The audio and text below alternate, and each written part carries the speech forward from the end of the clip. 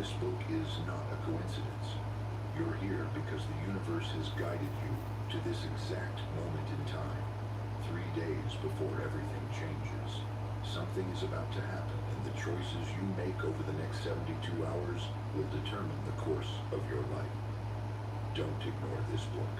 Don't brush it off as another self-help trend. Your life, your purpose, your future are about to unfold in ways that only a few have experienced. Get ready to step into your quantum shift. Chapter 1. The message before the shift. You felt it, didn't you? That strange pull that brought you here. That whisper in the back of your mind that said, pay attention, this matters. Maybe you can't explain it. Maybe you've tried to dismiss it as random chance, as the algorithm serving you content, as simple curiosity. But deep down, in that place where truth lives before words can touch it, you know better. This is not random. Nothing ever is. Right now, as you listen to these words, you are standing at a threshold. Not a metaphorical one, an actual quantum threshold where your current reality is about to collapse into something entirely new. 3 days from now, something will happen. A conversation, an opportunity, a realization, an ending, a beginning. The specifics don't matter yet. What matters is that you're receiving the message before the shift occurs. Let me tell you about Sarah. Sarah was a corporate lawyer in Manhattan, working 80-hour weeks, drowning in a life that looked successful on paper, but felt empty in her bones. One Tuesday afternoon, while scrolling through her phone during a rare lunch break, she stumbled upon an article about quantum physics and consciousness. She almost scrolled past it, almost, but something made her stop. She read it twice. Then she found herself reading everything she could find on the subject, staying up until 3 in the morning, feeling something awakening inside her that had been dormant for years. 3 days later, her firm announced a major restructuring. Her position was being eliminated. What should have felt like disaster felt like liberation. Within those 72 hours, she had already started researching holistic law practices, had reached out to an old mentor she hadn't spoken to in a decade, had conversations with her partner about what she really wanted. The layoff wasn't a tragedy. It was the doorway she'd been unconsciously preparing to walk through. The message came first. The shift followed exactly on schedule. This pattern repeats throughout history, across cultures in the lives of people who experience breakthrough moments. They receive a sign, a signal, a synchronistic event that catches their attention. It might be a book, a conversation, a dream, a random encounter.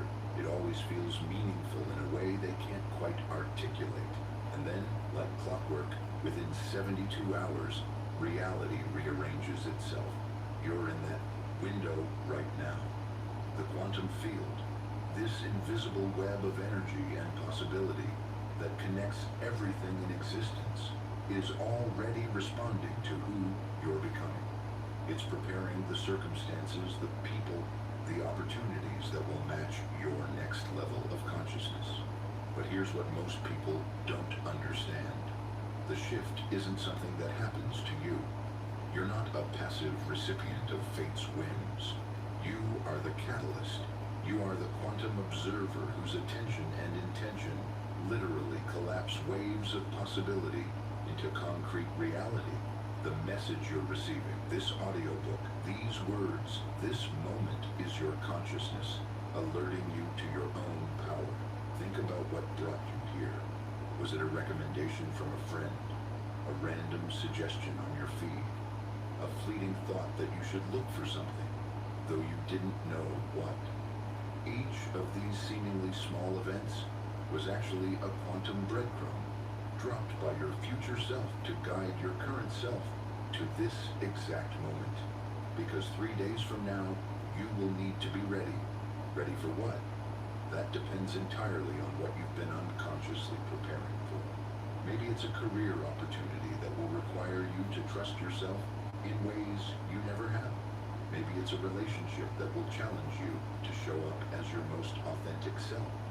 Maybe it's a health crisis that will force you to finally prioritize your well-being. Maybe it's simply a realization so profound that it will recontextualize your entire existence. The quantum messenger, that's what I call this phenomenon, doesn't announce itself with trumpets and fanfare. It whispers, it hints, it places clues in your path and waits to see if you'll notice. Most people miss it. They're too busy, too distracted, too convinced that life is just a series of random events strung together by coincidence.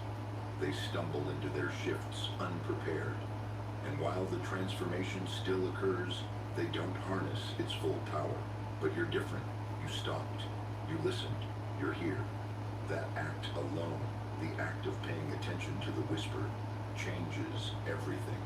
It means you're waking up to the reality that exists beneath the surface of the mundane world. You're beginning to see the pattern, and once you see it, you can never unsee it. You become a conscious participant in your own evolution rather than a passive observer of your own life. Over the next 72 hours, pay attention to everything.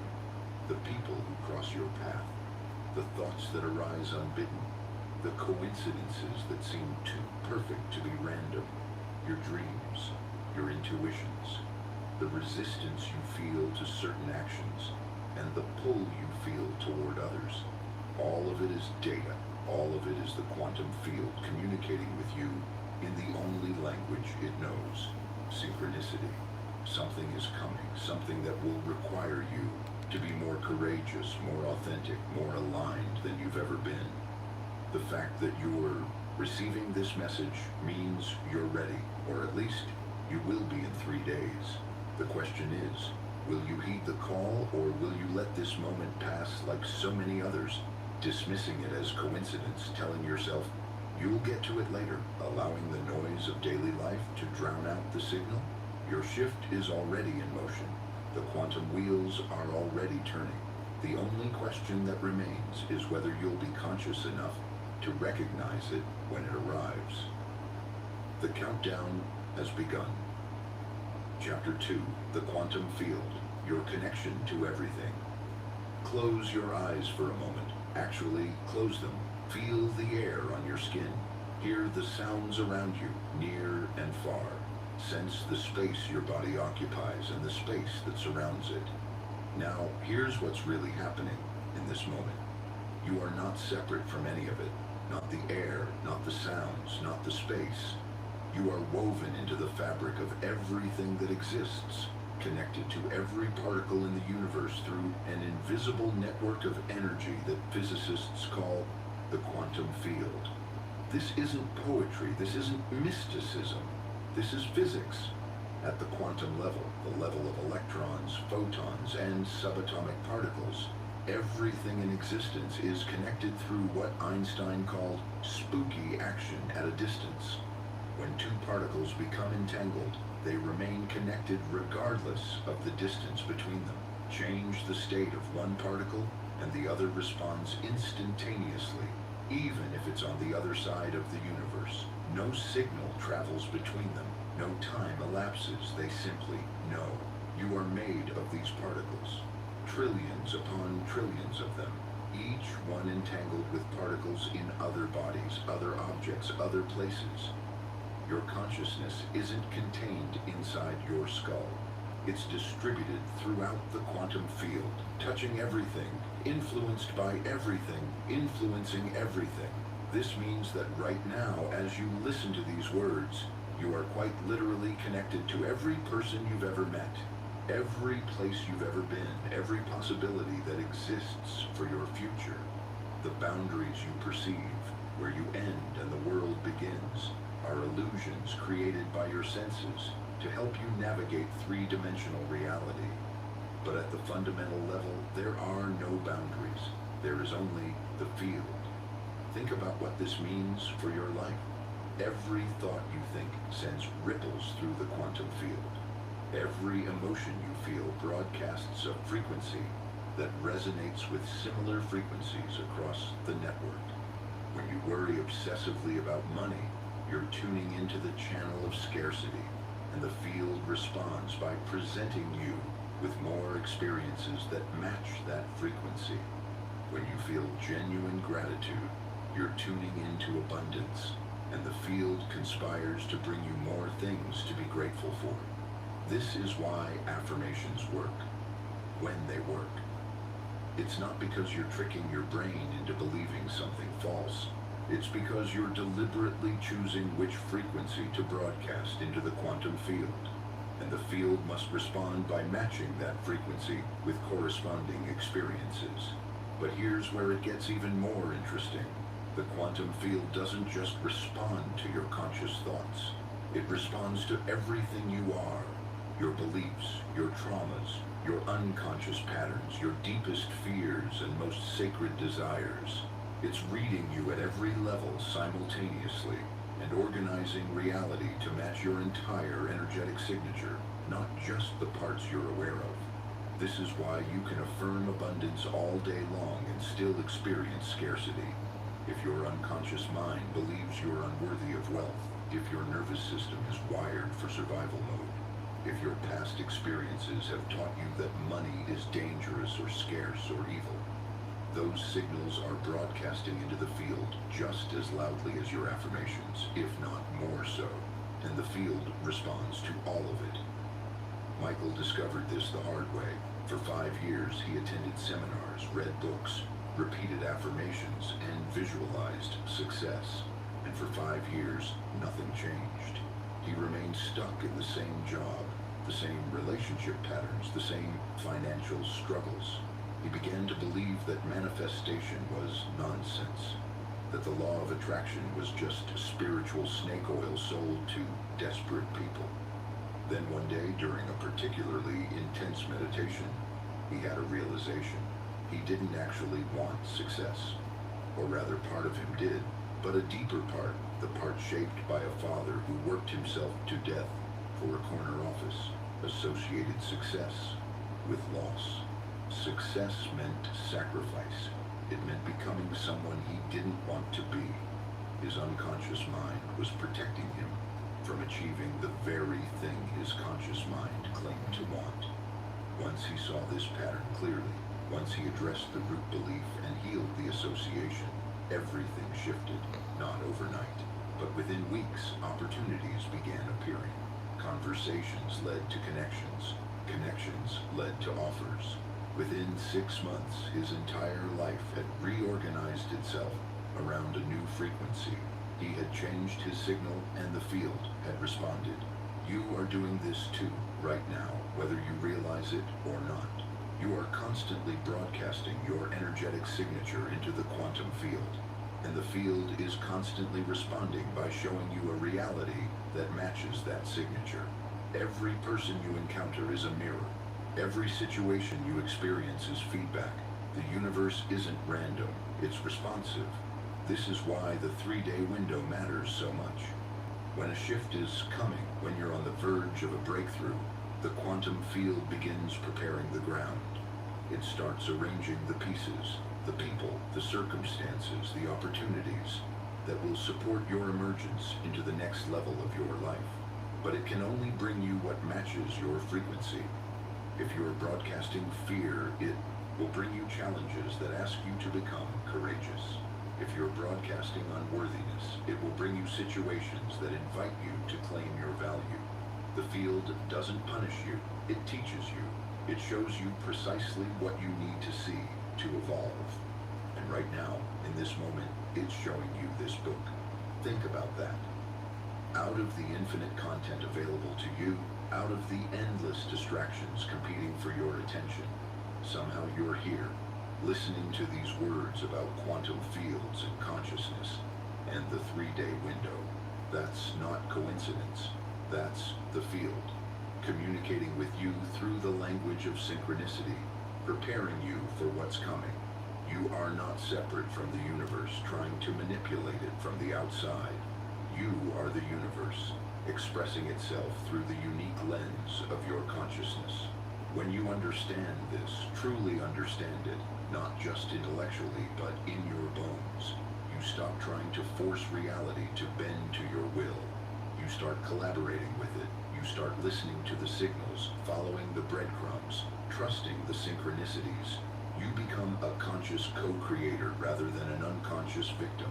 The quantum field is always communicating with you through intuitions, through coincidences, through the people who appear at exactly the right moment with exactly the right message, through the book that falls off the shelf, through the song that plays just when you need to hear it, through the opportunity that emerges just as you're ready to receive it. Your job isn't to make things happen. Your job is to become aware of what's already happening, to align yourself with the flow that's always been there, waiting for you to notice it. The shift that's coming in 3 days is already being assembled in the quantum field right now. The pieces are moving into place. The synchronicities are multiplying. The universe is conspiring in your favor, as it always has been, as it always will be. Are you listening? Chapter 3. Timing is everything. The 72-hour window. Why 3 days? Why not 3 hours, or 3 weeks, or 3 months? The answer lies in the way consciousness and reality interact at the quantum level. You see, transformation doesn't happen instantaneously, despite what the highlight reels of social media might suggest. Real, lasting change requires a gestation period, a window of time where the old reality is dissolving and the new reality is crystallizing, but neither is fully formed yet. You're in the space between stories, between identities, between worlds. This liminal space typically lasts 72 hours. 72 hours is the exact amount of time it takes for your nervous system to recalibrate to a new frequency. It's how long it takes for new neural pathways to begin forming. It's the window where the quantum field reorganizes itself around your shifting consciousness, where possibility waves collapse into concrete reality, where the invisible becomes visible. Throughout history, this number appears again and again. In many spiritual traditions, the soul is said to hover near the body for 3 days after death, before fully transitioning. Jesus rose on the 3rd day. Initiates in mystery schools often underwent 3-day ordeals before emerging transformed. The number isn't arbitrary. It reflects a fundamental truth about how consciousness navigates change. Think of it like developing a photograph in the old darkroom process. You expose the film. That's the moment you receive the message, the signal, the synchronicity. Then the image needs time to develop in the chemical bath. Too short and it never fully appears. Too long and it becomes overexposed, ruined. 72 hours is the optimal development time for consciousness. Let me tell you about Marcus. Marcus was a musician who'd been stuck in a creative rut for nearly 2 years. He'd written the same songs over and over, performed the same shows, felt the same emptiness. One Thursday morning, he woke up from a dream so vivid, it felt more real than waking life. In the dream, he was performing music he'd never heard before. Not just songs, but an entirely new genre that somehow fused classical composition with electronic experimentation in ways that shouldn't work, but did. He couldn't shake the dream. All day, fragments of those impossible melodies haunted him. That night, he finally sat down at his keyboard and started experimenting. Friday, he canceled his plans and kept working. Saturday, he locked himself in his studio and didn't emerge until he'd recorded 3 complete tracks that sounded like nothing he'd ever made before. Sunday morning, exactly 72 hours after the dream, his phone rang. It was a producer he'd met once years ago, calling out of the blue. They were looking for someone to score an experimental film, something that blended classical and electronic, something that pushed boundaries. Did Marcus have anything like that? The shift had been preparing itself for 3 days. The message came first. The gestation period followed. The manifestation arrived right on schedule. This pattern repeats constantly once you start looking for it. The job interview that comes 3 days after you finally commit to leaving your current position. The text from your ex 3 days after you genuinely let go. The solution to the problem that arrives 72 hours after you stop forcing and surrender. The quantum field needs this time to arrange the pieces. Think of it as universal logistics. Reality is infinitely complex, with billions of moving parts that all need to align for your specific shift to occur. The right person needs to think of you at the right moment. The right circumstances need to converge. The right opportunity needs to present itself in a form you can actually recognize and receive. This orchestration takes time. Not a lot of time, but some time. 72 hours to be precise. Here's what's crucial to understand. Those 3 days aren't passive waiting time. They're active preparation. The quantum field is working behind the scenes, yes, but you have a role to play. These 72 hours are your window to align yourself with the shift that's coming, to clear the obstacles that might prevent you from recognizing or receiving it, to elevate your frequency to match the reality you're about to step into. Most people waste this window. They receive the message and dismiss it. They feel the pull and ignore it. They notice the synchronicity and rationalize it away. Then, when the shift arrives 3 days later, they're unprepared. They miss the opportunity. They fumble the conversation. They let fear override intuition. They stay in the familiar instead of stepping into the unknown. The shift still happens. The quantum field delivers on schedule. But without conscious participation, it often arrives as crisis rather than opportunity. The job loss that could have been a liberation becomes a trauma. The relationship ending that could have been a conscious uncoupling becomes a devastating blow. The health scare that could have been a wake-up call becomes a prolonged struggle. The event is the same. The readiness determines everything. So what do you do with these 3 days? First, you pay attention, radical attention. You notice everything, the thoughts that arise, the people you encounter, the coincidences that multiply. You start keeping a journal of synchronicities. You track the breadcrumbs the universe is leaving for you. Second, you clear. You identify and release the beliefs, patterns, and energies that are misaligned with where you're going. If you're being called to step into leadership, but you're still carrying shame about being visible, these 3 days are when you clear that shame. If you're being invited into intimacy, but you're still guarded from past wounds, this is when you do the healing work. Third, you calibrate. You consciously raise your frequency to match the reality you're preparing to enter. You practice embodying the version of yourself who has already made this shift. You feel the feelings, think the thoughts, take the actions that future self would take. And fourth, you trust. You surrender the need to control how the shift will unfold and trust that the quantum field knows what it's doing. You stay open to surprises. You remain flexible. You let the universe blow your mind with its creativity.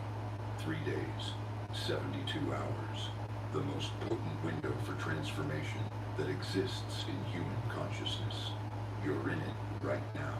The clock started the moment you felt the pull toward this audiobook. The message has been delivered. The quantum field is arranging your shift as we speak. The only question is, how will you use this time? Chapter 4, the 5 quantum laws that will guide you. The quantum field operates according to precise laws, not arbitrary rules, but fundamental principles that govern how consciousness and reality interact. Once you understand these laws, once you learn to work with them instead of against them, you become a master of manifestation rather than a victim of circumstance. These are the 5 quantum laws that will guide you through your shift. Quantum law number 1, the law of observation. At the quantum level, particles exist as waves of probability until they're observed. The act of observation literally collapses the wave function, transforming potential into actuality. Your attention is not passive, it's creative. Where you place your focus, energy flows. What you observe, you bring into being. This is why 2 people can experience the same event completely differently. They're literally observing and therefore creating different realities from the same raw material of possibility. One person attends a networking event and sees a room full of opportunities. Another sees a room full of threats. Both are right because both are creating their reality through the lens of their observation. In your 3-day window, you must become ruthlessly conscious of what you're observing. Are you focusing on lack or abundance?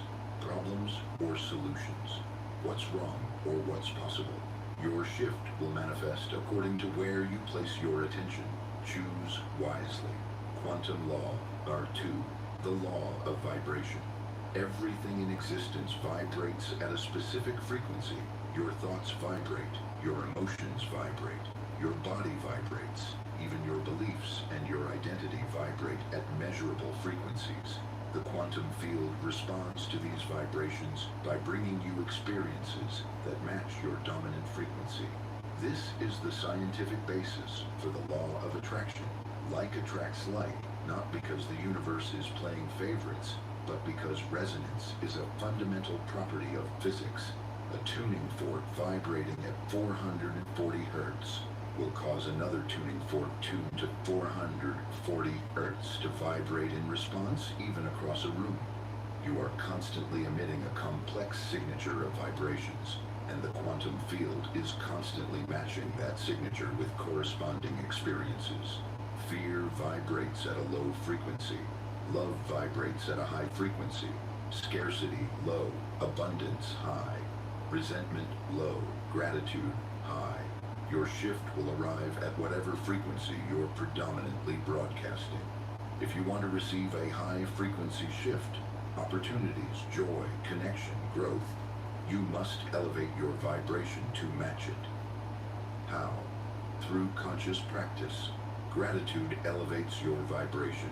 So does movement, music, laughter, nature, and acts of kindness. For the next 3 days, treat your vibration like a sacred responsibility. Guard it, cultivate it, refuse to let circumstances, news, or other people's energy bring you down. You're preparing to receive something magnificent. Match its frequency. Quantum law. Number 3, the law of entanglement. You are not separate from anyone or anything in this universe. At the quantum level, you are entangled with everything you've ever encountered, and those entanglements persist across space and time. When you think of someone, you're not just remembering them. You're activating the energetic connection that exists between you. When you hold space for a possibility, you're entangling yourself with that potential future. This law explains why people often appear in your life right after you think of them. It explains why prayers work, why distance healing is possible, why you can feel when something's wrong with a loved one, even when they're thousands of miles away. The separation is an illusion. The connection is real. During your 3-day window, you can consciously use entanglement to call in the people, resources, and opportunities you need. Hold them in your awareness with clear intention and genuine emotion. Not grasping, not desperate, that's low vibration, but with the quiet confidence of someone who knows that quantum entanglement is already doing the work. They're already on their way to you because you've activated the connection. Quantum law, or 4, the law of coherence. Quantum coherence occurs when all the subatomic particles in a system are vibrating in harmony, in phase with each other. When you achieve coherence, when your thoughts, emotions, beliefs, and actions are all aligned in the same direction, you become exponentially more powerful. You stop canceling yourself out. You stop sending mixed signals into the quantum field. This is why people who are all in on their decisions create results so much faster than people who are ambivalent. It's not about passion or enthusiasm. It's about coherence. When every level of your being is saying yes to the same thing, the quantum field responds with a resounding yes. Lack of coherence is the biggest obstacle most people face. They want success but fear visibility. They desire love but don't believe they're worthy. They dream of freedom but cling to security. These internal contradictions create interference patterns in the quantum field, like radio signals canceling each other out. The result? Nothing manifests, or what manifests is confused and complicated. Your 3-day preparation must include an audit of your coherence. Where are you conflicted? What part of you wants the shift, and what part of you is resisting it? Bring these contradictions into consciousness and resolve them. Get all parts of yourself rowing in the same direction. When you achieve coherence, miracles become mundane. Quantum law, Vardy 5, the law of synchronicity. Synchronicity is the language of the quantum field. It's how the universe communicates with you, guiding you toward the people, places, and opportunities that are aligned with your highest path. Synchronicities are not coincidences, they're confirmations. They're the quantum field saying, you're on the right track, keep going. Carl Jung, who coined the term synchronicity, understood that these meaningful coincidences were evidence of a deeper order underlying reality. At the quantum level, everything is connected through the field.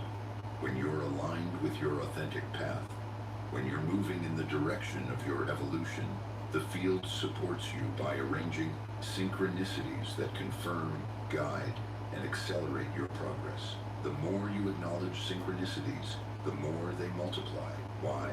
Because acknowledgement is observation, and observation is creative. When you notice and appreciate a synchronicity, you're strengthening your connection to the quantum field, making yourself more receptive to its guidance. During your 3-day window, synchronicities will intensify. The book that falls off the shelf will be exactly what you need to read.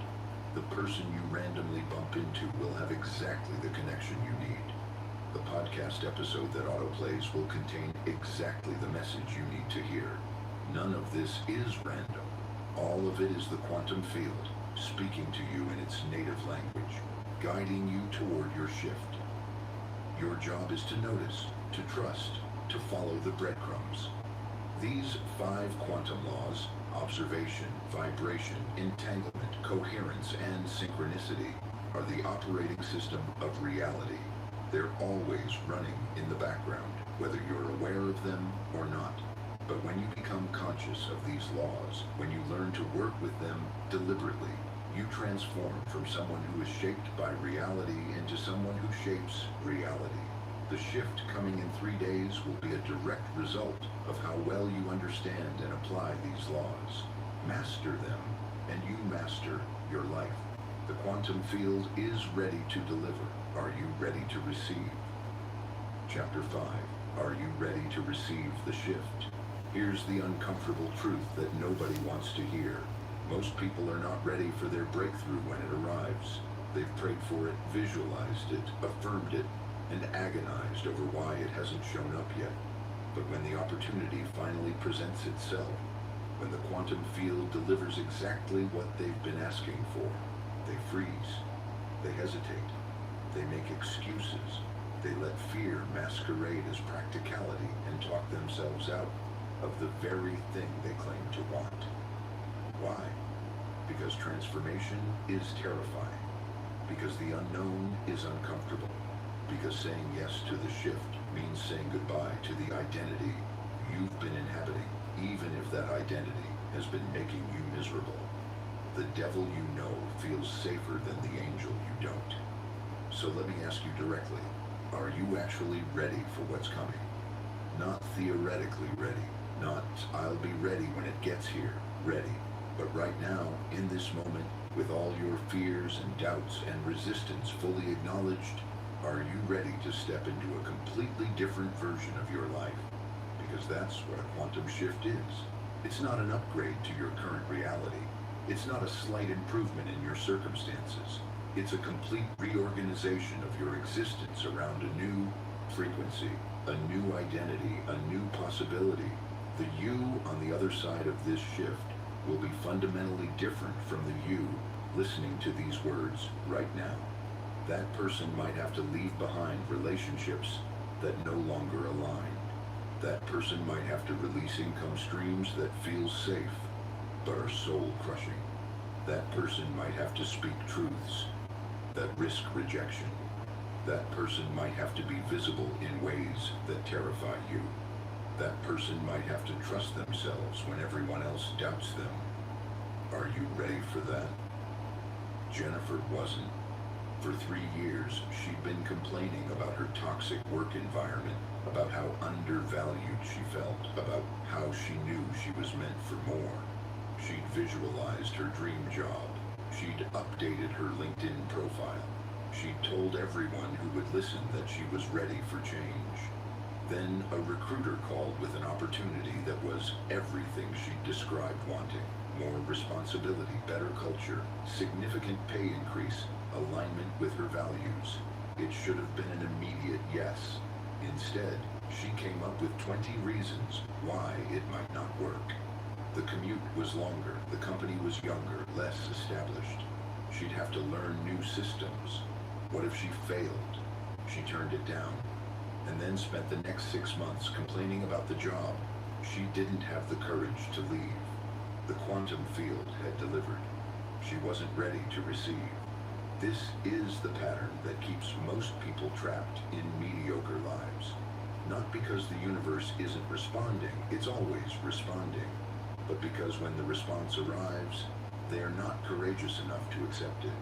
Your shift is coming in 3 days. The question isn't whether it will arrive, that's already decided. The question is whether you'll have the courage to recognize it and the readiness to receive it. So let's get honest about what's in the way. What limiting beliefs are you carrying that will cause you to sabotage your opportunity? Maybe you believe you're not smart enough, not experienced enough, not connected enough, not worthy enough. Maybe you believe that good things don't happen to people like you. Maybe you believe that if something comes easily, it can't be valuable. Maybe you believe you need to suffer to deserve success. These beliefs are lies, but they're powerful lies. They're unconscious programs running in the background of your mind, making decisions for you before you're even aware you're deciding. And unless you bring them into consciousness and challenge them, they will cause you to reject your shift when it arrives. What fears are you harboring? Fear of success is just as paralyzing as fear of failure, fear of judgment, fear of responsibility, fear of change, fear of discovering that even when you get what you want, you still won't be happy. These fears are normal. They're part of being human. But if you let them run your life, you'll stay small forever. What comfort zones are you clinging to? That job you hate, but that pays the bills. That relationship that's familiar, even though it's unfulfilling. That identity you've built, even though it no longer fits. Comfort zones are prisons disguised as security. They keep you safe, yes. They also keep you stuck. The shift that's coming will require you to leave something behind. Maybe many things. And you need to decide right now whether you're willing to do that. Because the universe won't force you. The quantum field will present the opportunity, but you have to walk through the door.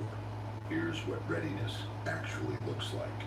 Readiness is acknowledging your fear and choosing courage anyway.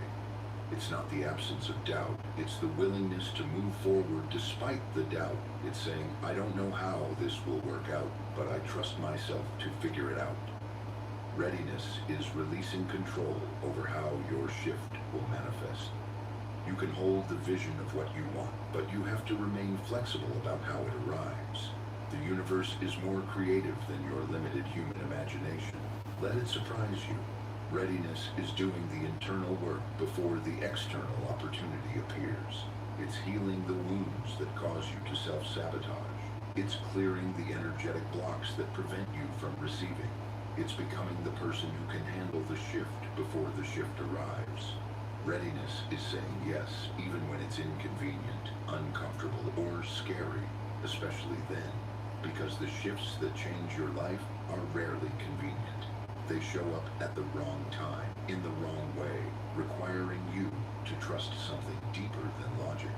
You have 3 days, 72 hours to prepare yourself to receive what's coming, not to force it, not to figure it all out, not to eliminate all fear and doubt, just to get yourself to the point where, when the opportunity presents itself, you have the courage to say yes.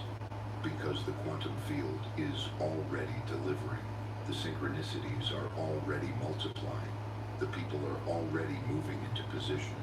The circumstances are already arranging themselves. Your shift is already in motion. The only variable that remains is you, your willingness, your readiness, your courage. So I'll ask one final time. Are you ready to receive the shift? Not someday. Not when you're more prepared, not when the circumstances are perfect. Right now, broken, scared, imperfect, with all your doubt and all your resistance fully intact. Are you ready to say yes anyway? Because in 3 days, the quantum field will ask you this question again, but it won't use words. It will present you with a choice, a moment, an opportunity, and in that moment, everything you've learned in this act, everything you've prepared for in these 3 days will be tested.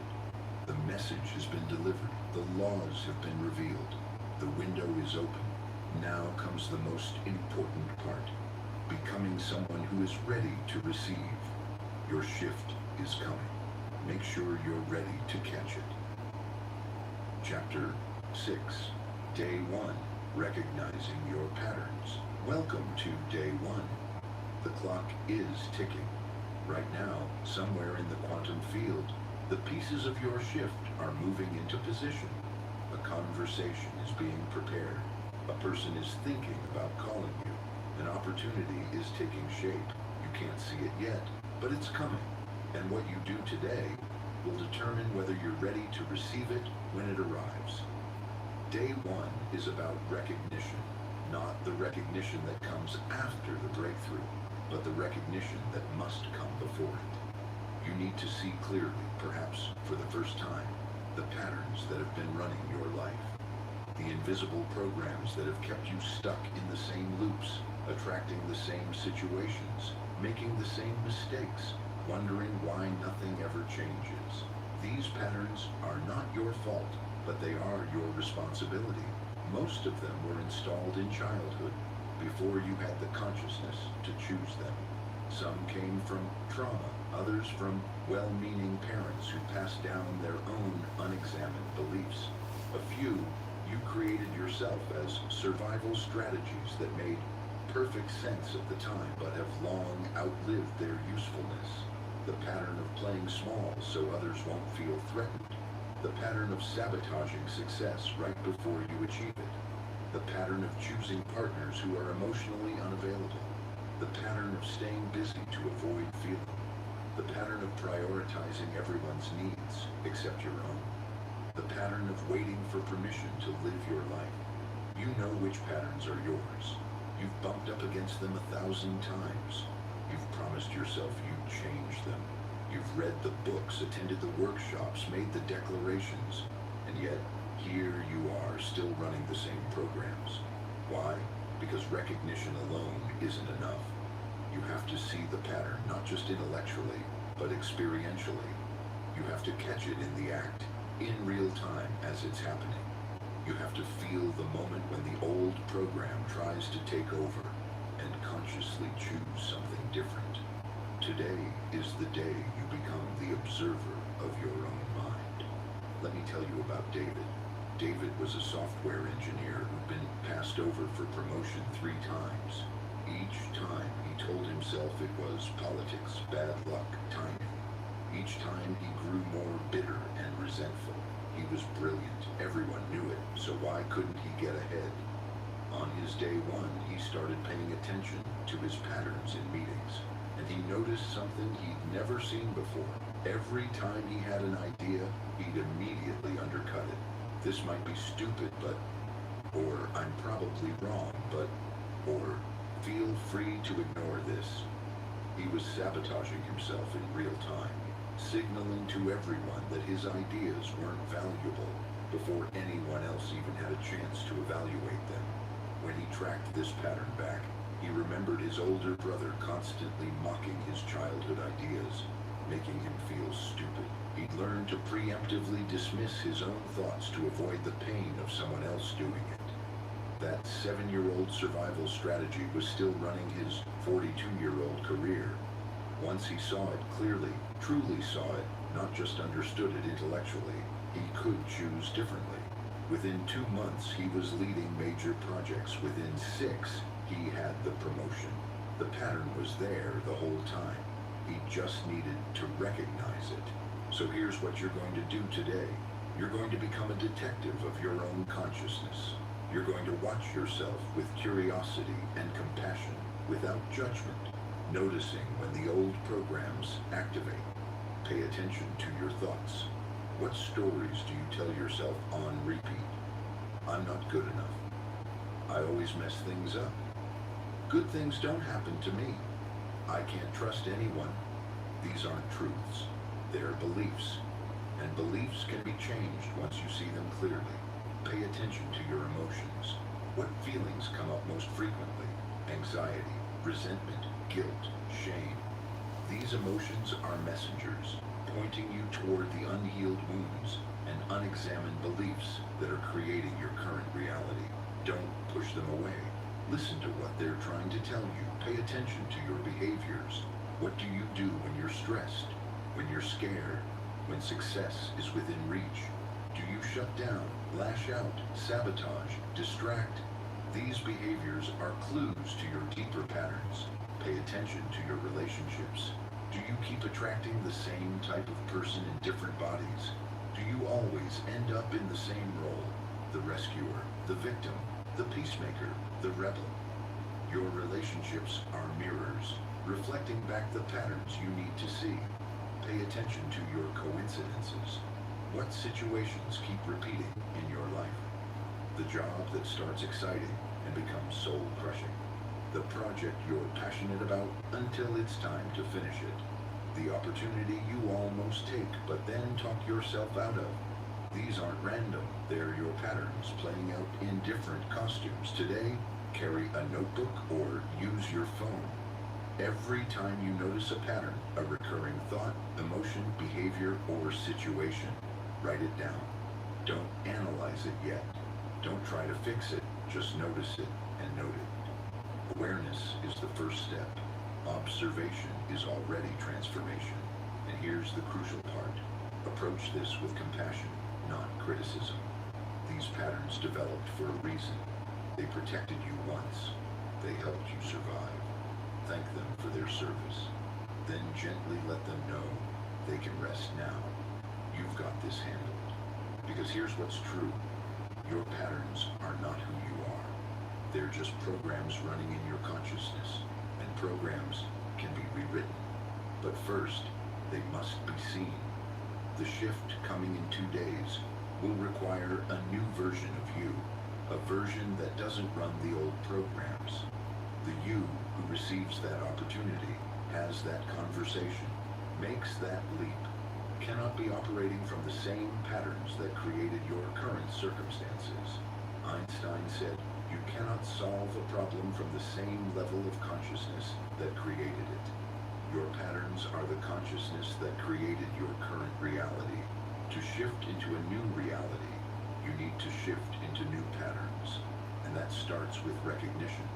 Day one is your day of seeing. Tomorrow you'll work on releasing. But today, just notice, watch yourself with the detached curiosity of a scientist observing an experiment. Who are you when you think no one is looking? What programs are running in the background? What patterns have you been too busy to notice? The quantum field is preparing your shift. Are you preparing yourself to receive it? This is not comfortable work. Pattern recognition never is. You might see things about yourself you'd rather not see. You might remember things you've been trying to forget. You might realize that you've been complaining about your circumstances while unconsciously recreating them. That's okay. This is the path. Consciousness always expands through discomfort. Growth always begins with truth. And here's the beautiful part. The fact that you're ready to see your patterns means you're ready to change them. The quantum field doesn't guide you to recognition unless you're ready for transformation. The universe doesn't show you your cage unless it's also showing you the key. Today, you're finding the key. You're seeing the patterns that have kept you locked in the same reality, and seeing them clearly is the first step to setting yourself free. Day one is about waking up to what's been hidden in plain sight. Tomorrow on day two, you'll begin the work of letting go. But today, just be the observer, be curious, be honest, be compassionate. Your shift is 48 hours away. The preparation begins now. Chapter 7, Day 2, Breaking Free from the Past. Day 2 is where the real work begins. Yesterday you identified your patterns, those invisible programs that have been running your life. Today, you're going to start dismantling them, not by force, not by willpower, but by consciously choosing to withdraw your energy from the past and redirect it toward the future you're creating. This is the day of release. The day of letting go. The day you finally stop carrying weight that was never yours to carry in the first place. Here's what most people don't understand about the past. It only has power over you because you keep feeding it energy. Every time you replay the painful memory, you're not just remembering it, you're recreating it, reinstalling the emotional charge, reinforcing the neural pathway, broadcasting that frequency into the quantum field. You're essentially telling the universe, more of this, please. The past doesn't exist anywhere except in your mind and in your body's cellular memory. It's not happening right now. It happened once, and then you kept it alive by thinking about it, talking about it, making decisions based on it, and building an identity around it. But what if you stopped? What if you withdrew your attention from what happened and placed it fully on what's possible? That's what day 2 is about. Energetic liberation. Let me tell you about Rachel. Rachel had been in a destructive relationship 8 years earlier, one that ended with betrayal, public humiliation, and a kind of heartbreak that rewired her nervous system. She'd done therapy, she'd done the forgiveness work, she'd moved on, or so she thought. But every relationship since then had the same flavor. She'd meet someone wonderful. Things would go well, and then she'd start testing them, pushing boundaries, looking for evidence of betrayal before it could surprise her again. She'd find it too, not because it was there, but because when you're looking for something hard enough, you create it. Self-fulfilling prophecy powered by quantum mechanics. On her day 2, she did something radical.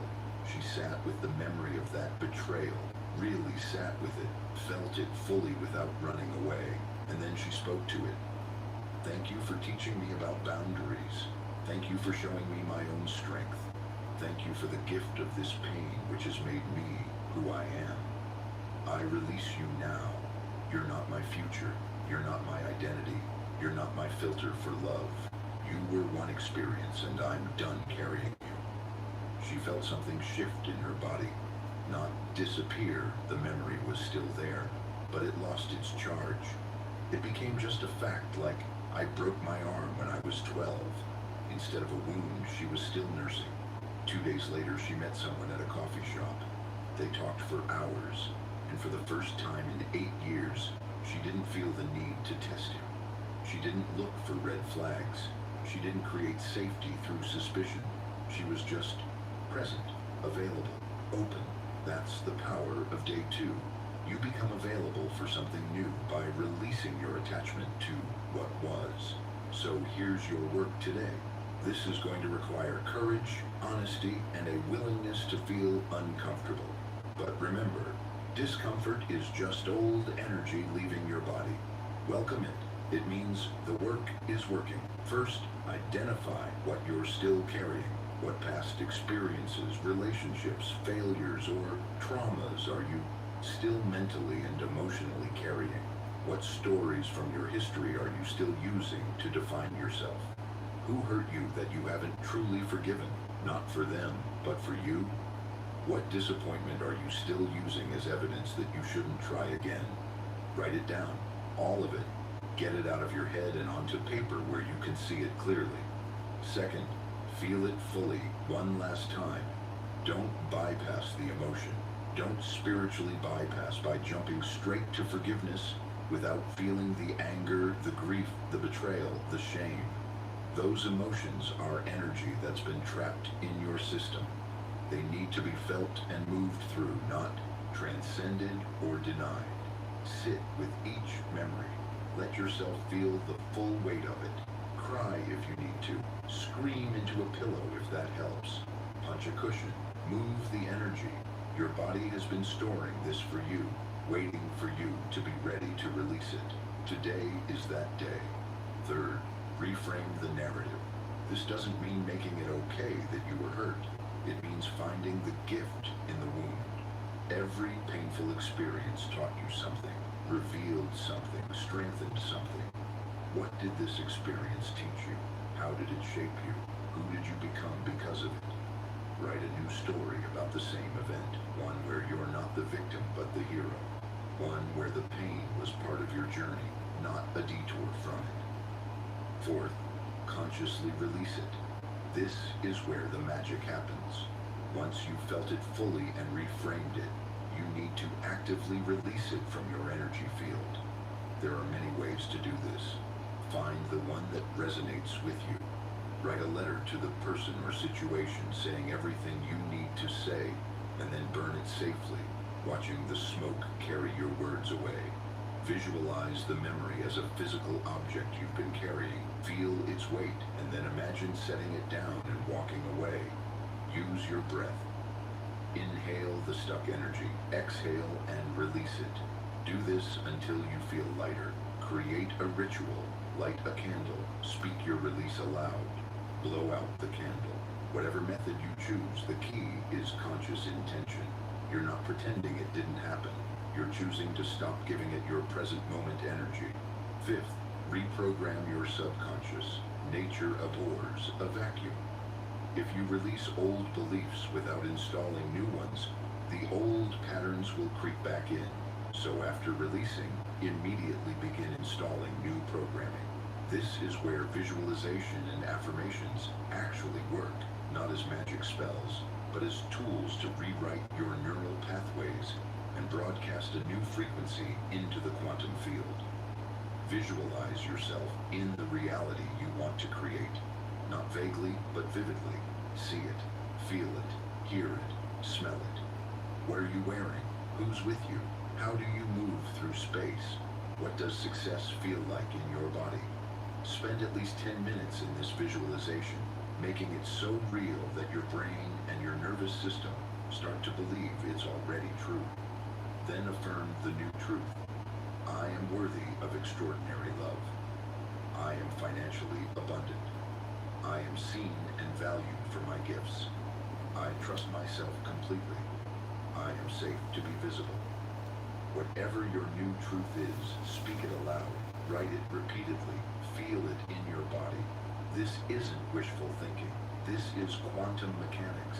You're collapsing the wave function of possibility into a specific outcome by observing it with intention and emotion. You're retuning your frequency to match the reality you're preparing to enter. Day 2 is hard. You're going to resist it. Part of you will want to skip this step, to keep the armor on, to hold on to the familiar identity you've built around your wounds. That part of you is scared.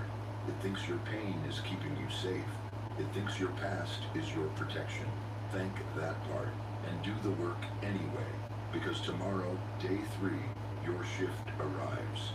And you cannot step into your new reality while dragging your old one behind you. You cannot receive your breakthrough while your hands are full of baggage. You cannot be available for what's coming if you're still energetically entangled with what was. Today is your day of liberation, your day of choosing future over past, your day of becoming light enough to rise. The quantum field is preparing your shift. Are you preparing your energy field to match it? Let go, release, make space. The best is yet to come, but it can only arrive in the space you create for it. Tomorrow, everything changes. Today, you set yourself free. Chapter 8, Day 3.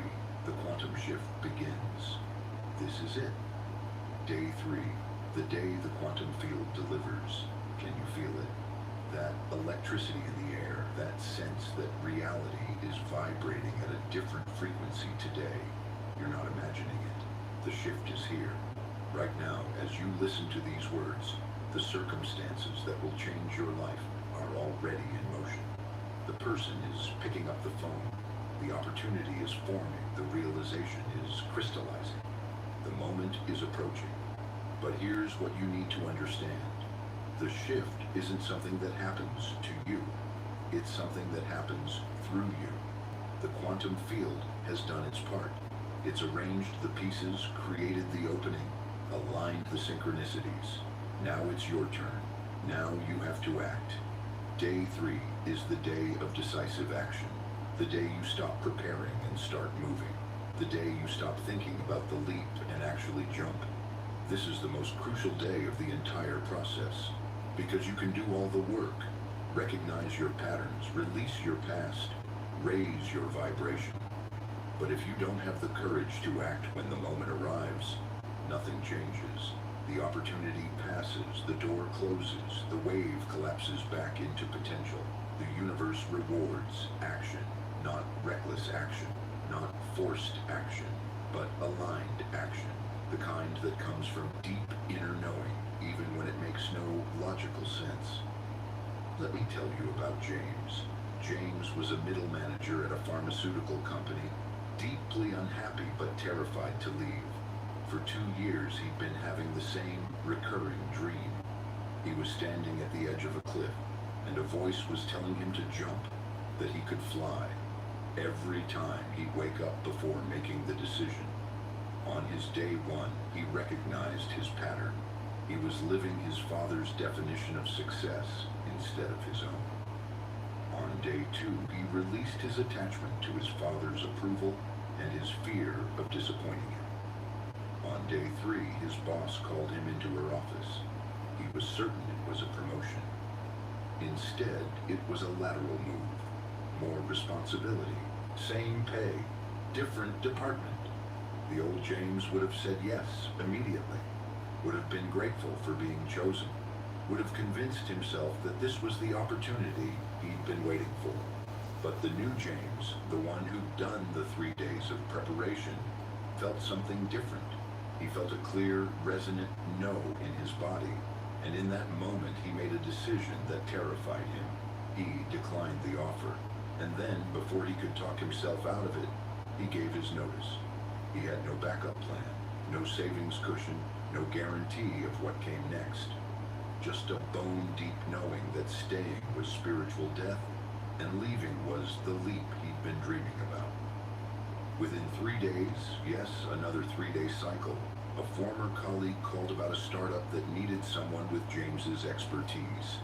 Within 3 weeks, he was the chief operating officer of a company aligned with his values. Within 3 months, his quality of life had transformed so completely that his old life felt like a bad dream. The shift happened on day 3, but it required him to act.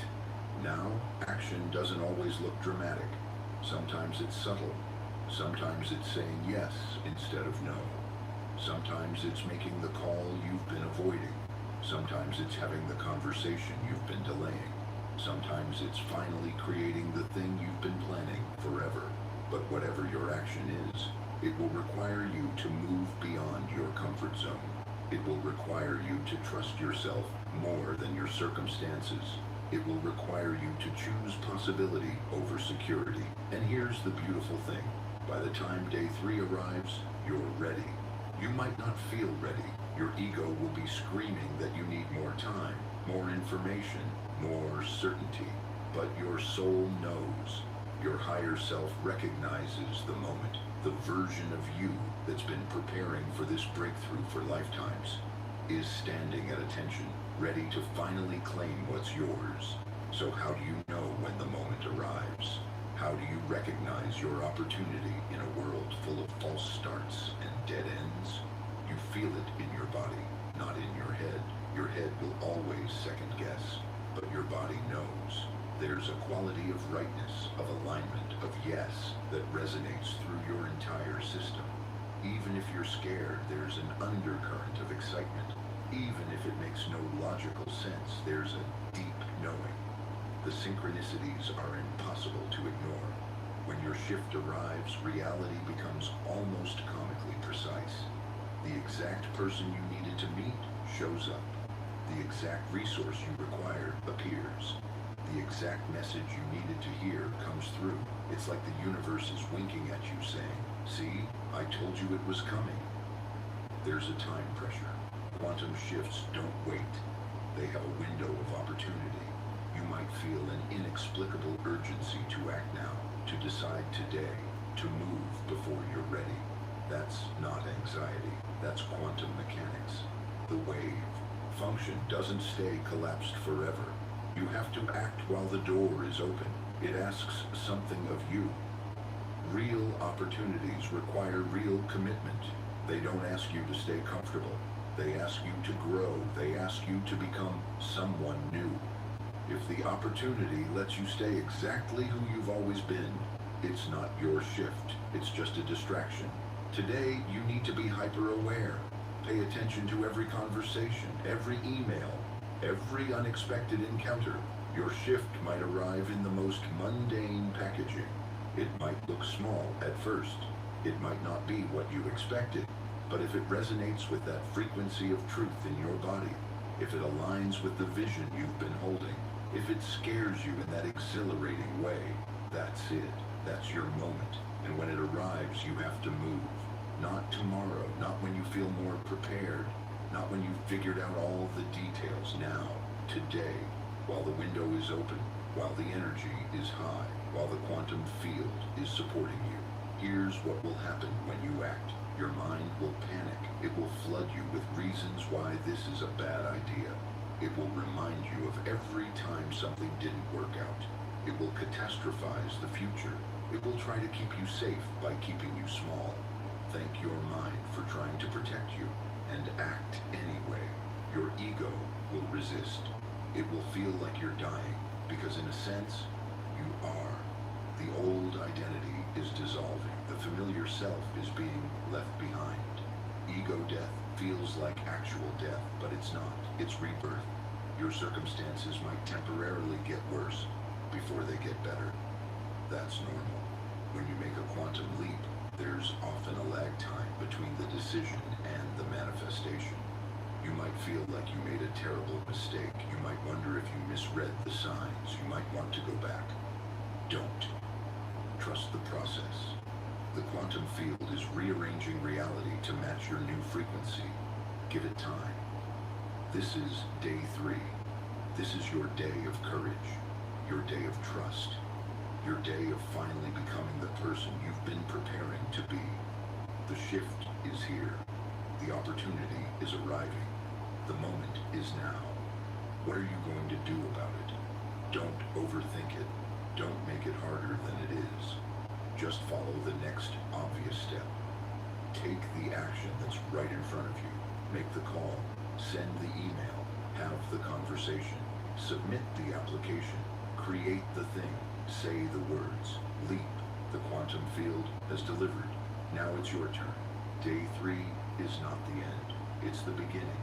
It's the moment everything changes. It's the moment you stop being who you were and start becoming who you're meant to be. This is your quantum shift. Welcome to the rest of your life. Chapter 9. The Power of Surrender. Now comes the paradox that confuses everyone. After taking decisive action on day 3, you have to surrender completely. This seems contradictory, doesn't it? Act with total commitment, then let go with total trust. Move with intention, then release all attachment to the outcome. Choose with certainty, then surrender control over how it unfolds. Welcome to the quantum dance. This is how reality works at the deepest level. And understanding this principle is what separates people who manifest occasionally from people who live in a constant state of flow. Here's the truth. Action without surrender becomes force. Surrender without action becomes passivity. But action combined with surrender, that's alchemy. That's how you work with the quantum field instead of against it. Think of it like archery. You pull back the arrow with strength and precision. That's your action, your intention, your commitment. You aim with total focus. That's your clarity, your vision, your decision. But then, at the perfect moment, you have to release. You have to let the arrow fly. You can't control it once it leaves the bow. You can't follow it through the air, adjusting its trajectory. You have to trust the laws of physics to do their work. That release, that trust, that letting go, that's surrender. And without it, the arrow never flies. Most people pull back the bow, but never release. They set the intention, but can't stop trying to control every detail of how it manifests. They take action, but then micromanage the universe, second-guessing every step, freaking out when things don't unfold exactly as they imagined. That's not collaboration with the quantum field. That's wrestling with it, and the quantum field always wins. Let me tell you about Elena. Elena was a documentary filmmaker who'd been trying to get funding for her passion project for 3 years. She'd written the perfect pitch, networked with all the right people, followed every piece of advice she received, and nothing was happening. On her day 3, she got an email from a producer who loved her work and wanted to discuss a project. Finally, she thought, this is it. She went into the meeting with her pitch polished, her vision clear, her determination absolute. But the producer wasn't interested in her passion project. He wanted her for something completely different, a nature documentary series that would require her to spend 6 months in remote locations. It wasn't what she planned. It wasn't what she wanted. It felt like a detour from her real goal. The old Elena would have said no, would have held out for the right opportunity, would have insisted that the universe deliver on her terms. But something had shifted in those 3 days. So she said yes, not with resignation, but with curiosity.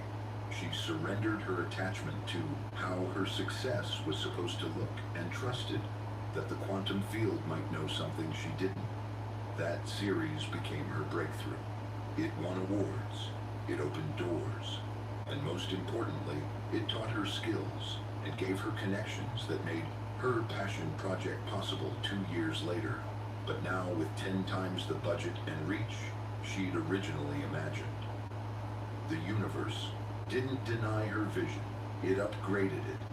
But first, she had to surrender her attachment to the specific path. This is what surrender really means. It's not giving up. It's not being passive. It's not letting life happen to you. Surrender is active trust. It's the ultimate form of faith. Not faith that things will turn out exactly as you want them to, but faith that the quantum field is working in your favor, even when you can't see how. Surrender is releasing the timeline. You can hold the vision without demanding it manifest by Tuesday. The quantum field operates on divine timing, not your schedule. When you surrender the timeline, you stop the exhausting work of pushing, forcing, and making things happen. You start flowing with the natural rhythm of your unfolding. Surrender is releasing the how. You can know what you want without controlling how you get it. In fact, you have to release the how because your human imagination is limited.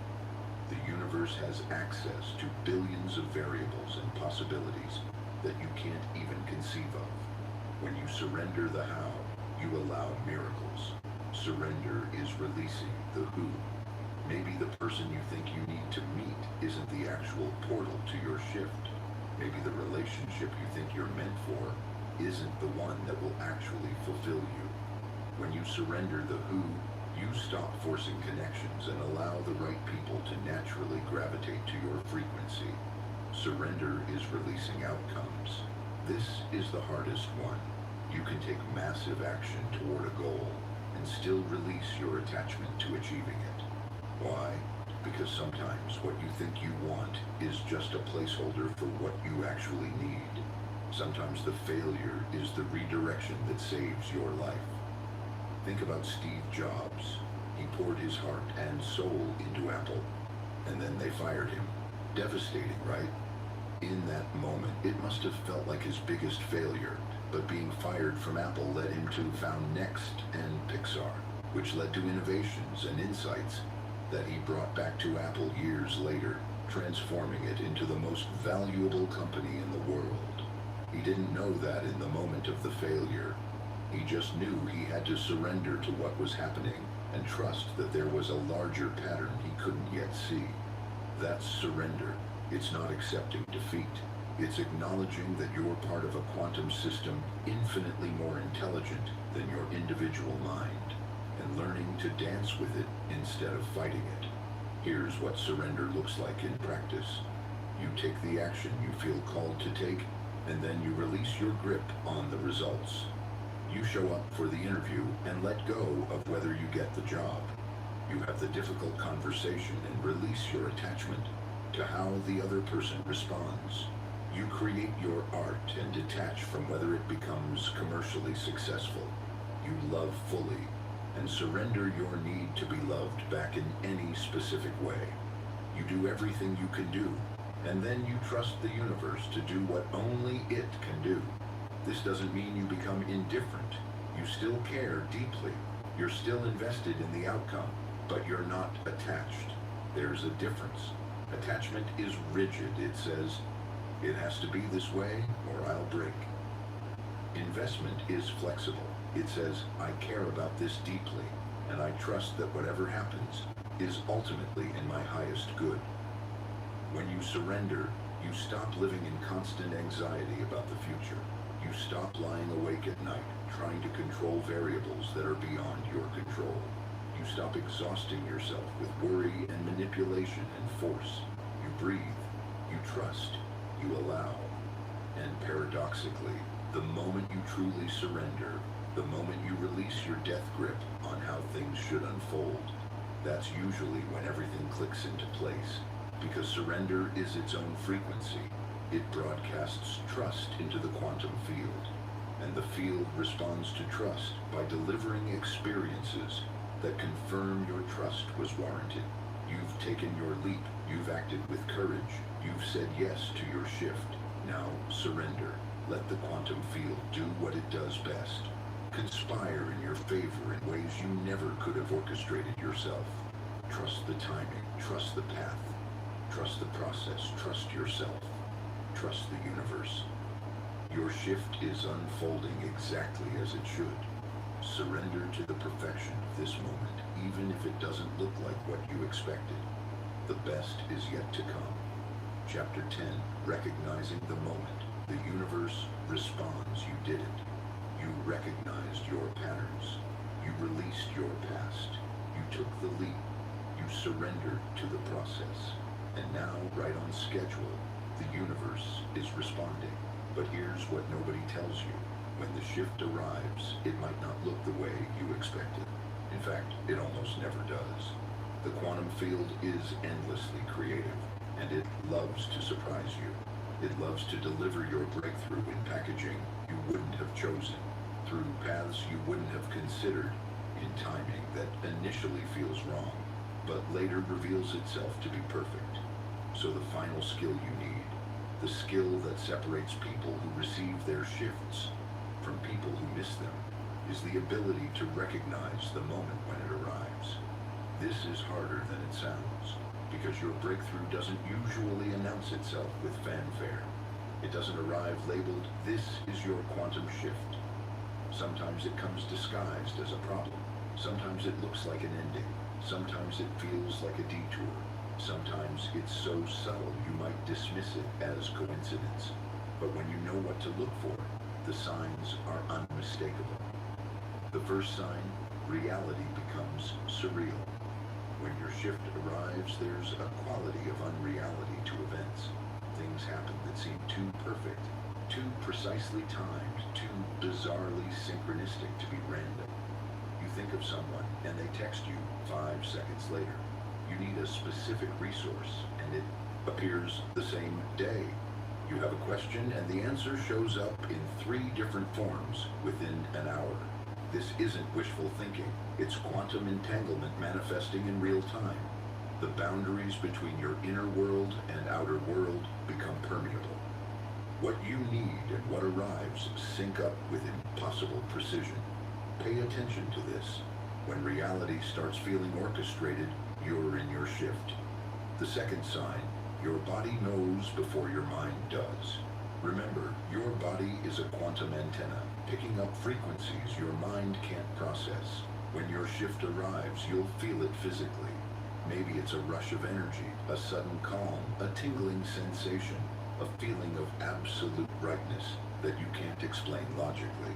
Maybe you'll laugh for no reason, or cry with relief, or feel a weight lifting from your chest. Your body is signaling that you're in alignment with your highest path. Trust it. Even if your mind is screaming that this makes no sense, if your body is saying yes, follow the body. The third sign, the impossible becomes obvious. Suddenly, the path forward that seemed blocked or unclear becomes startlingly simple. You have a moment of crystal clarity where you just know what to do next. It's not that you figured it out through analysis, it's more like the answer was always there, and someone finally turned on the lights so you could see it. This clarity is the quantum field communicating directly with your consciousness, bypassing your overthinking mind. When you experience it, act immediately. These moments of knowing are time sensitive. The clarity can fade if you wait too long. The fourth sign, people appear with perfect timing. The right person says the right thing at the right moment. Someone you haven't heard from in years reaches out. A stranger strikes up a conversation that leads exactly where you need to go. A mentor appears.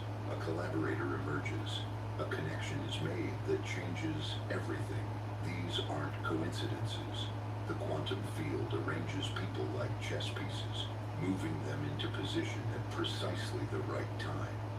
When this starts happening, you're not just in your shift.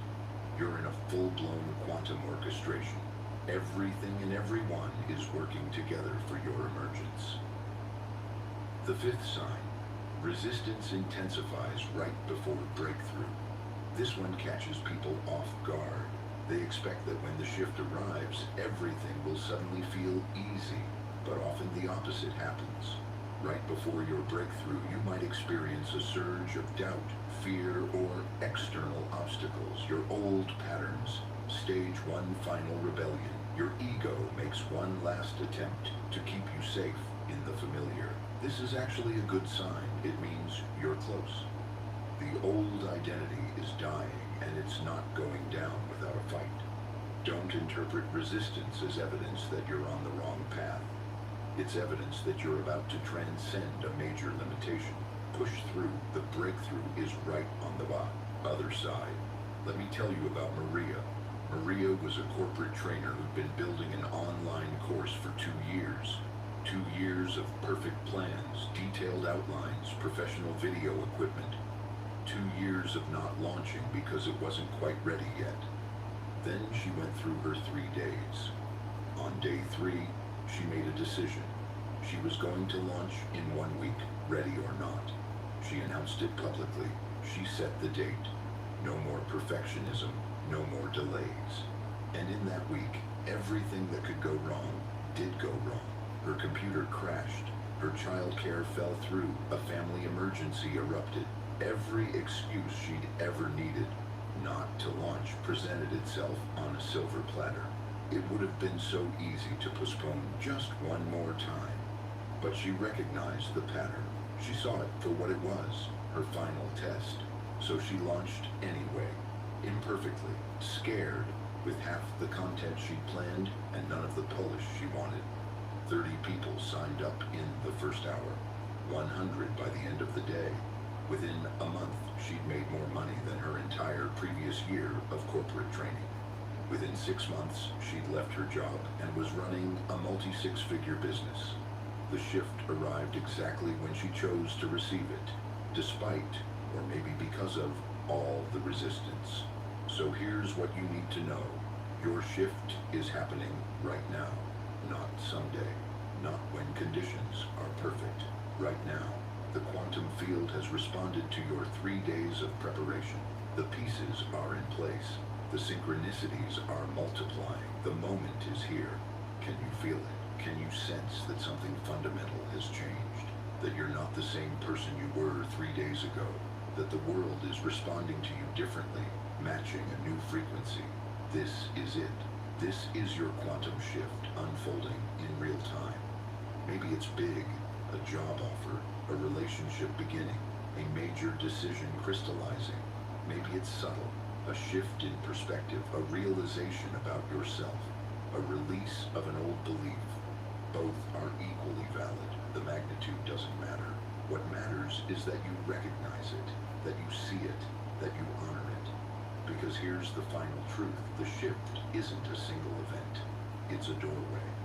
On the other side of this doorway is a new way of being, a new level of consciousness, a new relationship with reality itself.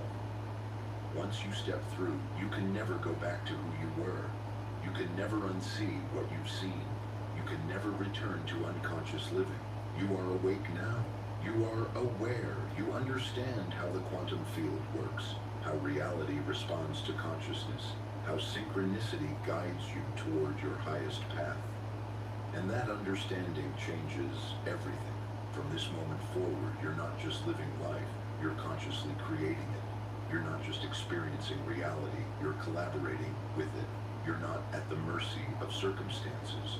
You're the architect of your experience. This is your quantum shift. This is your awakening. This is your emergence. Welcome to the other side. Welcome to conscious co-creation. Welcome to the life you were always meant to live. The universe has responded. You recognize the moment. Now take the next step, and the next, and the next. Your new reality is waiting. Go claim it. Chapter 11, The New You, Understanding Your Quantum Leap. Look at yourself.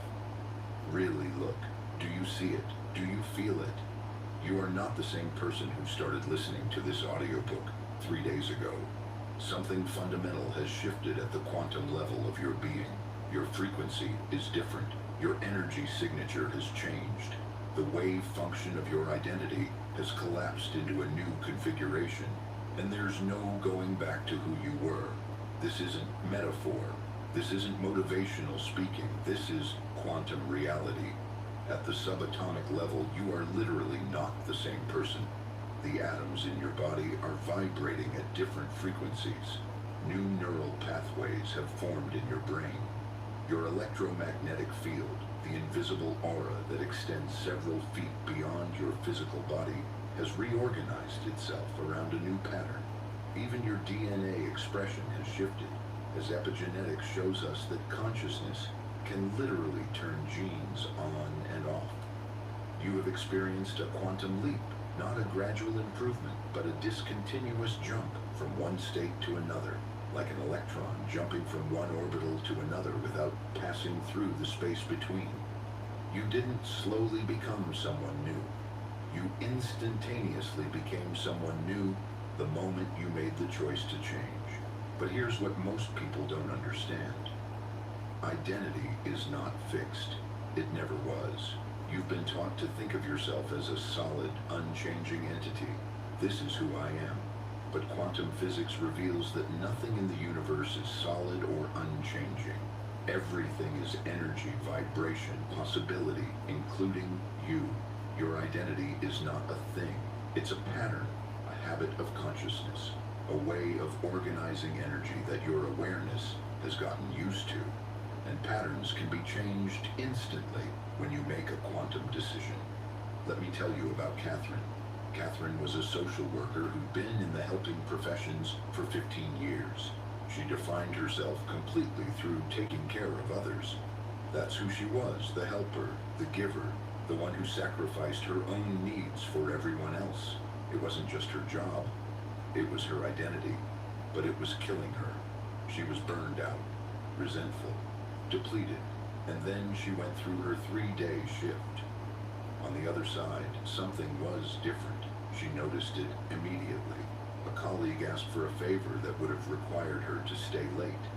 The old Catherine would have said yes automatically, swallowing her own needs. The new Catherine said, "I'm not available for that. Let me help you find another solution." Simple words, but they represented a complete quantum shift in identity. She wasn't the helper anymore. She was someone who helped when it aligned with her energy and said no when it didn't. Same body, same history, but a fundamentally different pattern of being.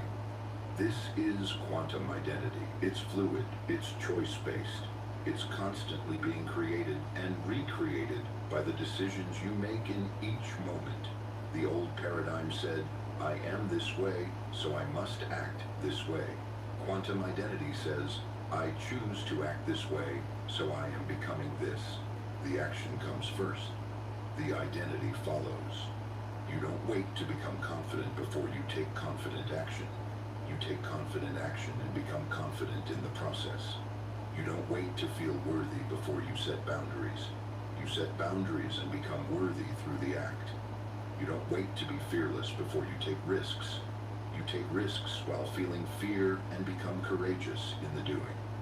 This is how quantum transformation works.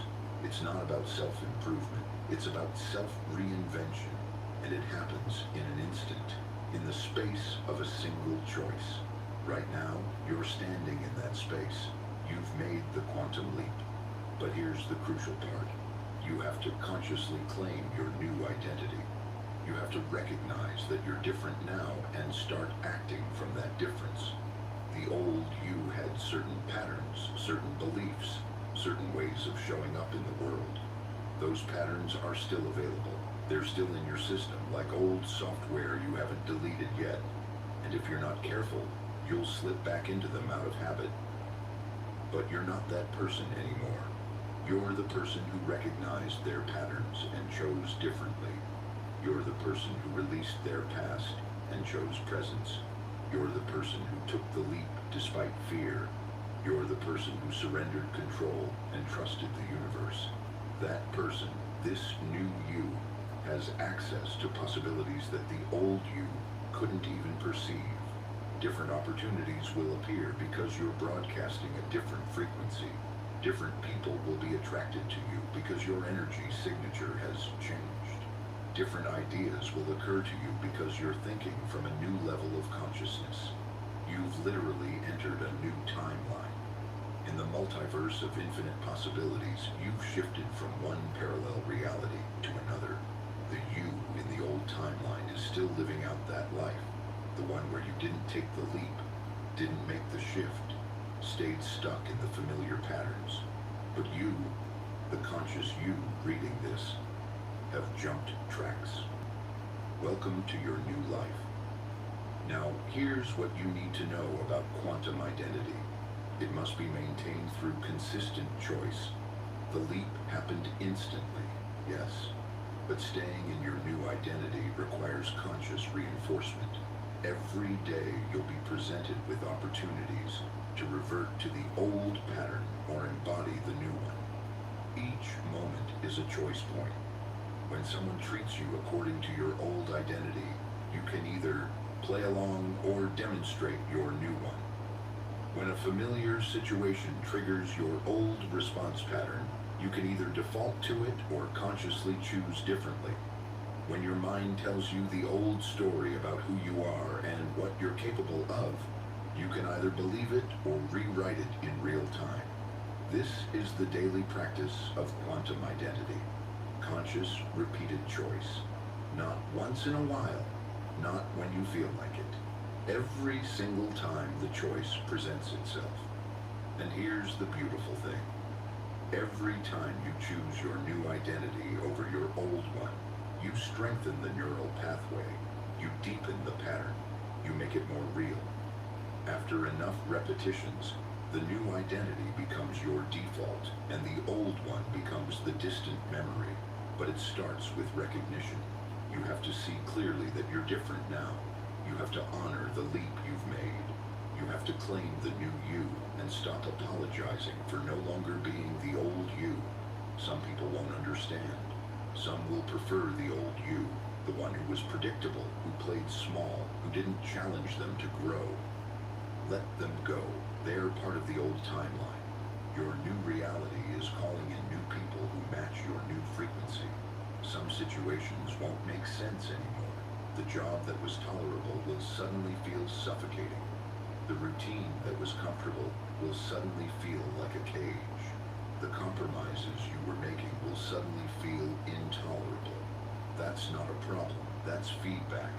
Your new consciousness can't coexist with circumstances that were designed for your old consciousness. You've outgrown your old life. And that's not tragic. It's triumphant. It's evidence that the shift was real. So claim it, own it, embody it. Walk differently knowing you're different. Speak differently from your new truth. Make decisions from your new identity, not your old fears. Show up in the world as the person you've become, not the person you were. You are the new you. The quantum leap is complete. The transformation is real. Now live it fully, unapologetically, powerfully.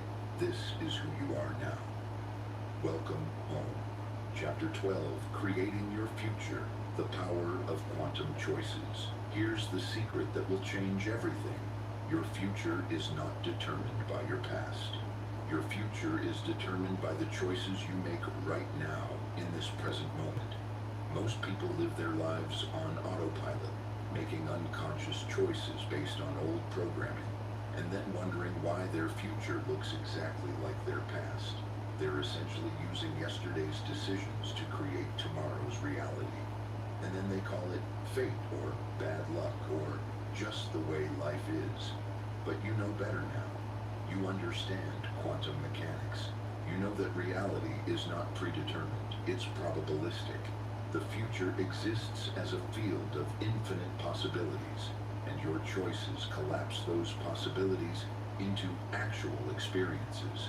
Every decision you make is literally selecting which timeline you're going to experience. This is the power of quantum choice. Conscious selection of your reality from the field of all possible realities. Think about it. Right now, in this moment, countless versions of your future exist simultaneously in quantum superposition. There's a future where you're wildly successful. There's a future where you're stuck in mediocrity. There's a future where you're fulfilled in love. There's a future where you're alone. There's a future where you're healthy and vibrant. There's a future where you're sick and tired. All of these futures exist right now as potential, and the choices you make, the small, moment-to-moment choices, determine which future collapses from potential into reality. This is simultaneously terrifying and liberating. Terrifying because it means you can't blame circumstances or other people or your past for your future. Liberating because it means you have far more power than you've been taught to believe. Let me tell you about Daniel. Daniel was an accountant who dreamed of being a travel photographer. For 10 years he told himself, someday when I have enough money saved, when my kids are older, when the timing is right, I'll do it. He made unconscious choices every day that reinforced his current reality. Wake up, go to the office, come home, watch TV, repeat. Safe choices, comfortable choices, choices that created a predictable future identical to his present. Then something shifted. He realized that someday wasn't a date on the calendar. It was a fantasy he was using to avoid making real choices now. So he started making quantum choices, small ones at first. Instead of watching TV after dinner, he'd spend an hour learning photography. Instead of spending weekends on the couch, he'd drive to interesting locations and practice shooting. Instead of eating lunch at his desk, he'd use that time to research travel photography markets. Each choice was small, but each choice was quantum, meaning it selected a different possible future from the field. And after 6 months of quantum choices, his reality had completely transformed. A photo he posted online caught the attention of a travel magazine. They hired him for a small assignment. That led to another, and another. Within 18 months, he was living his dream, traveling the world with a camera, making more money than he'd made as an accountant. Same person, different choices, different reality. This is what you need to understand. You don't have to make one massive, life-changing decision. You just have to make quantum choices, aligned choices, conscious choices, consistently, in every moment you're given the opportunity. A quantum choice is any decision that aligns with the future you want to create, rather than the past you've been perpetuating. It's choosing growth over comfort. It's choosing truth over convenience. It's choosing your vision over your fear. Here's how to make quantum choices. First, get clear on which timeline you're choosing. You can't select a future if you don't know what you're selecting. What does your desired reality look like? How do you feel in that reality? Who are you in that reality? Get specific. The quantum field responds to clarity. Second, ask yourself in each moment, which choice aligns with that future? You're at a decision point dozens of times per day. Most people make these choices unconsciously, defaulting to whatever's familiar, but you can bring consciousness to every choice. Does this choice move me toward the future I'm creating, or does it keep me in the past I'm leaving?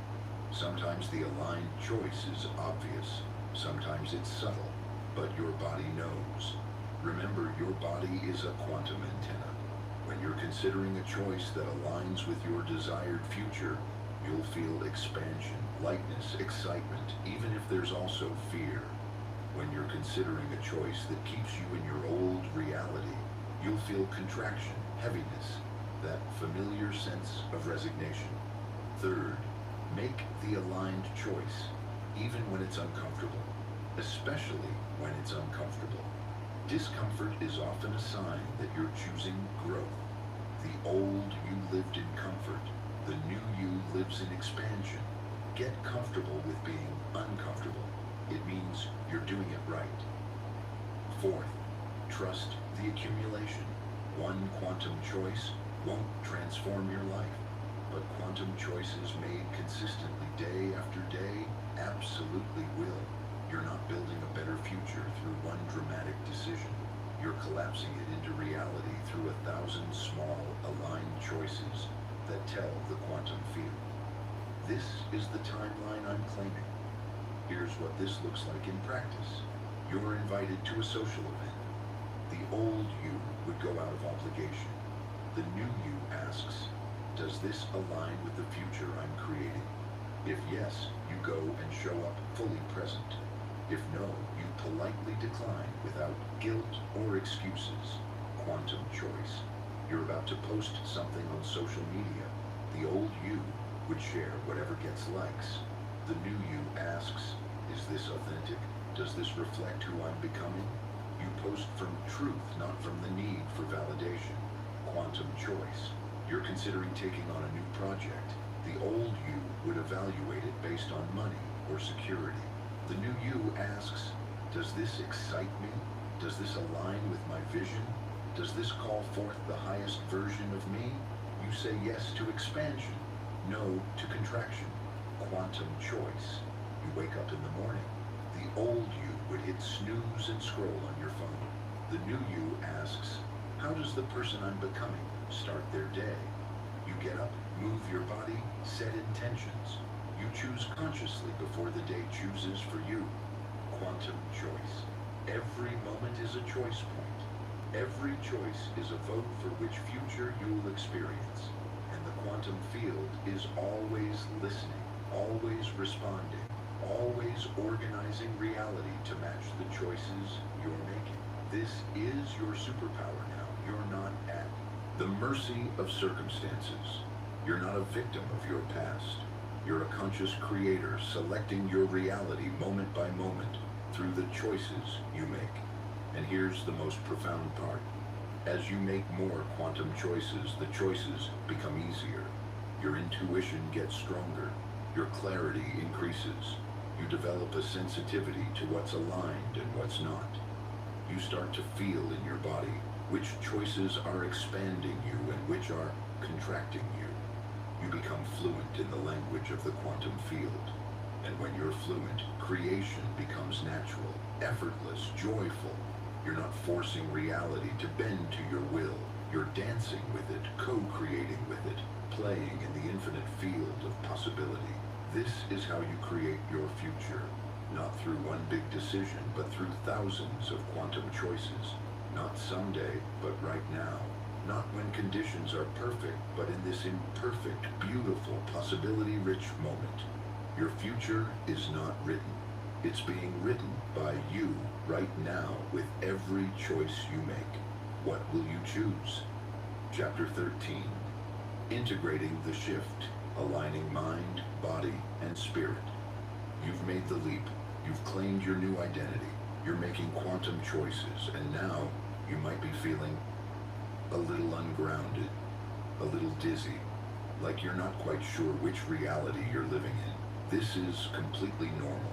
It's called integration, and it's one of the most crucial and most overlooked aspects of transformation. When you make a quantum shift, your consciousness evolves faster than your physical reality. You've changed at the energetic level, but your external world hasn't caught up yet. You're vibrating at a new frequency, but you're still living in a life that was designed for the old frequency. This creates a temporary dissonance that can feel disorienting. Think of it like jet lag for your soul. You've traveled to a new reality, but your body, mind, and external circumstances are still adjusting to the new time zone.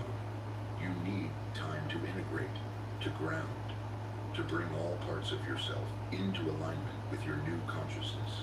Without integration, one of two things typically happens. Either you snap back to your old identity because the new one doesn't feel real yet, or you become ungrounded, lost in spiritual concepts, disconnected from practical reality, all vision and no execution. Integration is how you avoid both of those pitfalls. It's how you anchor your new consciousness into your physical body and external life. It's how you make the shift real. Let me tell you about Nina. Nina had a profound awakening experience during a meditation retreat. She experienced cosmic consciousness, felt completely at one with the universe, understood profound truths about reality. It was transcendent, life-changing. She came home on fire with this new awareness, and within 2 weeks, she was miserable. She couldn't relate to her old friends anymore. Her job felt meaningless. Her daily routine felt like torture. She wanted to quit everything and move to an ashram. She was having what's called a spiritual emergency. Her consciousness had expanded beyond her ability to integrate it. She went to a teacher, expecting to be told to meditate more, to deepen her spiritual practice, to transcend even further. Instead, the teacher gave her surprising advice. Go home, clean your house, cook a meal, take a walk in nature, feel your feet on the ground, come back into your body. Nina was confused. Wasn't that exactly the mundane reality she was trying to transcend? But she trusted the teacher and did as instructed, and something shifted. The more she grounded herself in simple physical acts, the more she was able to embody her awakening rather than just experience it as a fleeting state. She learned to live her realization instead of just talking about it. That's integration. Integration happens in three dimensions: mind, body, and spirit. And all three must be aligned for your shift to be sustainable. Integrating the shift in your mind. Your mind is still carrying the old neural pathways, the old thought patterns, the old stories. It takes time to rewire. Be patient with yourself when you catch yourself thinking from your old identity. Don't judge it, just notice it and gently redirect. Practice this. Throughout the day, pause and ask yourself, am I thinking from my old identity or my new one? If old, consciously choose a thought that aligns with who you're becoming. I always fail becomes I'm learning and growing. I'm not enough becomes I'm exactly where I need to be. This is impossible becomes I'm figuring this out. This isn't toxic positivity, it's conscious reprogramming. You're literally creating new neural pathways through repeated thought patterns. Every time you choose the new thought over the old one, you're integrating your shift at the level of mind. Integrating the shift in your body. Your body stores memory. Every experience you've ever had is encoded in your cells, your nervous system, your fascia. Your body might still be holding the stress patterns, the trauma responses, the survival mechanisms of your old identity. You need to help your body catch up to your consciousness. How? Move, dance, shake. Your body releases stored energy through movement. Don't just think your way through transformation. Move your way through it. Breathe consciously. Your breath is the bridge between your conscious and unconscious mind. Deep, intentional breathing signals to your nervous system that it's safe to relax, to release the old, to embrace the new. Feel your feelings fully. Your body needs to process the emotions that come up during transformation. If you're grieving the old life, grieve. If you're scared of the new one, feel the fear. Don't bypass it. Let your body move the energy through. Ground yourself daily. Feel your feet on the earth. Touch natural things, trees, rocks, water. Your body is not separate from nature. Connecting with the natural world helps regulate your nervous system and brings you back to center, integrating the shift in your spirit. Spirit moves fast. Your spiritual awareness can expand in an instant. But for that expansion to be meaningful, it must be anchored into your lived experience. Stay in regular connection with your source, whatever that means for you. Meditation, prayer, contemplation, time in nature, creative expression. Don't get so busy building your new life that you forget to maintain the connection to the deeper intelligence that's guiding it. Honor the sacred in the mundane. You don't need to be in constant peak experience to be spiritual. Loading the dishwasher can be a meditation. Paying bills can be an act of gratitude. Commuting to work can be a moving prayer. Integration means bringing your expanded awareness into every aspect of your ordinary life. And here's the key: balance. You need to be grounded enough to function in practical reality and expansive enough to stay connected to infinite possibility. Too grounded and you lose the magic. Too expansive and you lose your effectiveness. The sweet spot is in the center, rooted and reaching, practical and mystical, human and divine. Integration is not a one-time event. It's an ongoing practice. As you continue to evolve, and you will, because consciousness never stops expanding, you'll continue to have periods where you feel ungrounded, where your external life hasn't caught up to your internal shift. That's normal. That's the rhythm of growth. When you notice you're ungrounded, come back to basics: mind, body, spirit. Align your thoughts. Move your body. Connect to source. Simple practices that anchor extraordinary transformation. Your shift is real. Your transformation is happening. Now integrate it, ground it, embody it. Make it so real that you could never go back even if you wanted to. You're not just changing your life. You're becoming a new person, Give yourself the time and space to let all parts of you catch up to that truth. Stay grounded as you rise. Stay practical as you expand. Stay human as you awaken. This is integration. This is how transformation becomes permanent. Chapter 14, Quantum Relationships. How your shift changes your interactions. Here's something nobody tells you about transformation. When you change, your relationships must change too. They have no choice, because relationships are quantum entanglements, energetic connections that respond to the frequencies of the individuals involved. When your frequency shifts, the entire relational field reorganizes itself. Some relationships will deepen, some will fall away, some will evolve into entirely new forms, and all of it is perfect, even when it's painful. This is one of the most challenging aspects of quantum shifts. You're excited about your transformation, but the people in your life might not be. They might prefer the old you, the predictable one, the one they understood, the one who played the role they needed you to play. Your evolution can feel threatening to them because it requires them to evolve too, and not everyone is ready for that. Let me tell you about Thomas. Thomas went through a profound shift in his late 30s. He'd been the family peacemaker his entire life, the one who smoothed over conflicts, absorbed everyone's emotions, sacrificed his truth to keep everyone comfortable. After his shift, he started speaking honestly. He started setting boundaries. He started prioritizing his own needs. His family was horrified. They accused him of being selfish. They said he'd changed, and not for the better. They wanted the old Thomas back, the one who would always say yes, always accommodate, always shrink himself to make room for everyone else. It was painful, but Thomas understood something crucial. Their discomfort wasn't about him being wrong. It was about them being uncomfortable with the new dynamic. They built their relationships around his patterns, and now those patterns were gone. They had to adjust or leave. Eventually, some adjusted, some left, and both outcomes were perfect. This is what you need to understand. Not everyone is meant to make the journey with you into your new reality. Some people are in your life for a season, not a lifetime. Some relationships are designed to teach you something specific, and once that lesson is learned, the relationship naturally completes. Some people are matched to your old frequency, and when your frequency shifts, the resonance breaks. This doesn't mean you did something wrong. It doesn't mean they're bad people.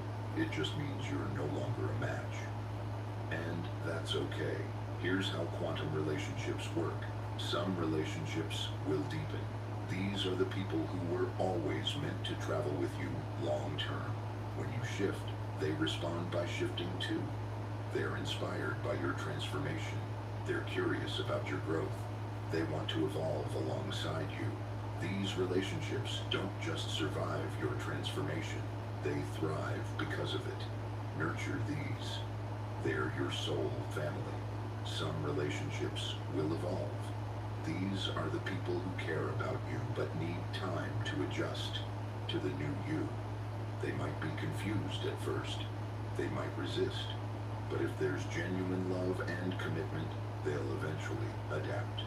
The relationship transforms into something new, maybe different from what it was, but still valuable. Give these relationships space to evolve. Don't force, but don't abandon either. Some relationships will fade. These are the connections that were built on your old identity. Maybe you bonded over complaining or drinking or staying stuck together. Maybe the relationship was based on their need for you to play a certain role. When you stop playing that role, there's nothing left to sustain the connection. Let these relationships go with love and gratitude. They served their purpose. Now they're complete. Some relationships will end abruptly. These are the toxic connections, the ones that were never healthy to begin with. Your old frequency tolerated them. Your new frequency won't. Your shift will naturally repel anything that's not aligned with your well-being. This can feel dramatic, but it's actually your system protecting you. trust it. And here's what's beautiful. As old relationships fall away, new ones appear. When you shift your frequency, you automatically start attracting people who match your new vibration. You'll meet people who get you in ways no one ever has. You'll form connections that feel instantly deep, like you've known each other forever. You'll discover your true tribe, the people who see you, celebrate you, and grow with you. But you have to be willing to let go of the old to make room for the new. This applies to all relationships: friends, family, romantic partners, colleagues. Your shift creates a natural sorting process. The people who are meant to stay will stay. The people who aren't will leave. And you don't have to force either outcome. Here's how to navigate quantum relationships during and after your shift. Communicate clearly. Tell people you've changed. Don't expect them to just figure it out. Explain what's different, what you need, what you're no longer available for. Give them the information they need to decide if they can meet you in your new reality. Set boundaries without guilt. The old you might have over-explained, over-apologized, over-accommodated. The new you can simply say, "This doesn't work for me anymore," without justifying it. Boundaries aren't mean. They're loving to yourself and ultimately to others. Release the need for everyone to approve. Some people won't understand your transformation. Some will judge it. Some will try to talk you out of it. Let them have their opinions. You don't need consensus to be yourself. Don't evangelize. You're excited about your shift. That's wonderful. But not everyone needs to hear about quantum fields and consciousness evolution. Live your transformation. Let your life be the evidence. The right people will be curious. Everyone else doesn't need convincing. Grieve what's ending, even when a relationship needs to end. It's okay to be sad about it. You can know something is right and still feel loss. Honor the grief. Let yourself mourn the connections that are completing. This is part of integration. Stay open to surprise. Sometimes people surprise you. The person you thought would never understand becomes your biggest supporter. The relationship you thought was rock solid reveals itself to be conditional. Stay open. Let reality show you what's real. The most important relationship to tend during your shift is the one with yourself. Because here's the truth. How you relate to yourself determines how others relate to you. If you honor your boundaries, others will too. If you speak your truth, others will feel safe to speak theirs. If you show up authentically, you'll attract authentic people. Your quantum shift is an invitation to have quantum relationships. Connections based on authenticity, mutual growth, and genuine resonance. Not convenience, obligation, or unconscious patterns. Some people will rise to meet you, some won't. And that's the perfect sorting mechanism. Your new life needs new energy.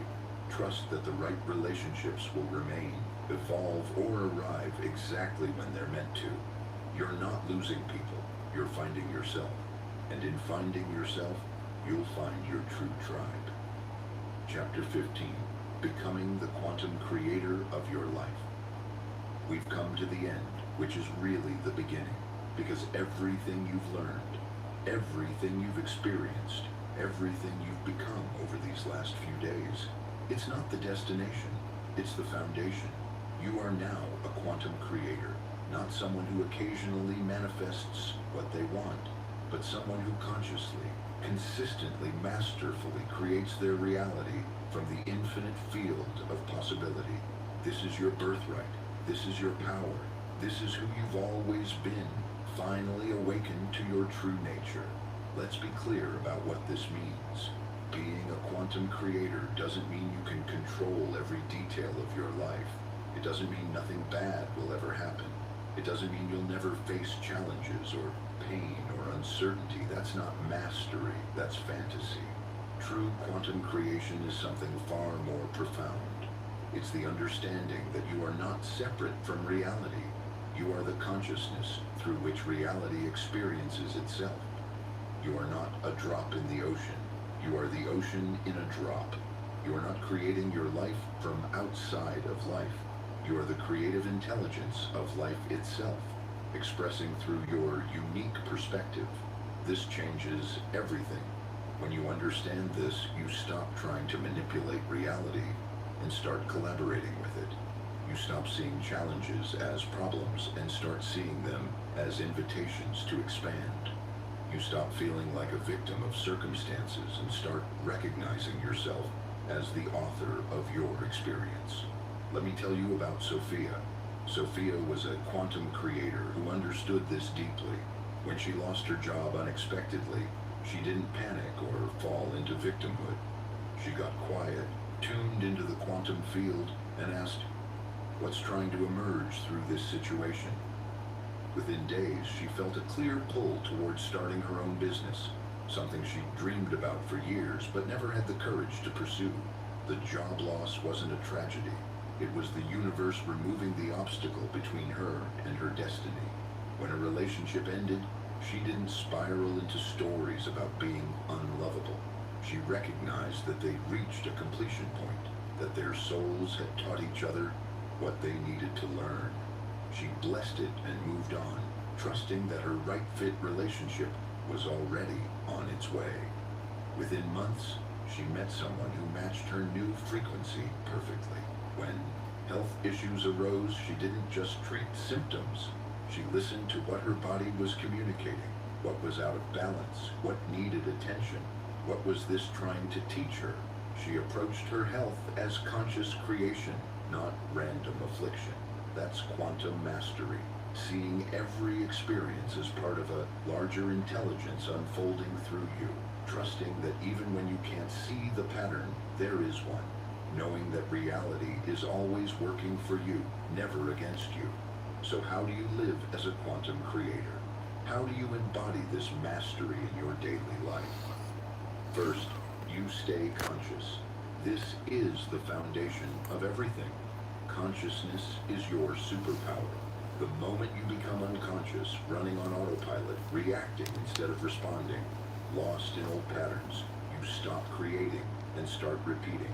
So you practice presence, you practice awareness, you practice waking up again and again to the reality that you are the creator of your experience. Second, you maintain your frequency. Your vibration is your paintbrush. The quantum field responds to frequency, not to words or wishes, so you guard your energy fiercely. You choose what you consume: media, food, conversations, environments. You choose what you focus on. You choose how you interpret events. Every choice either raises your frequency or lowers it. Choose consciously. Third, you trust the process. Quantum creation unfolds in quantum time, not linear time. Sometimes manifestations are instant. Sometimes there's a gestation period. Sometimes what arrives looks nothing like what you expected, but turns out to be exactly what you needed. Trust that the field knows what it's doing. Trust that delays are not denials.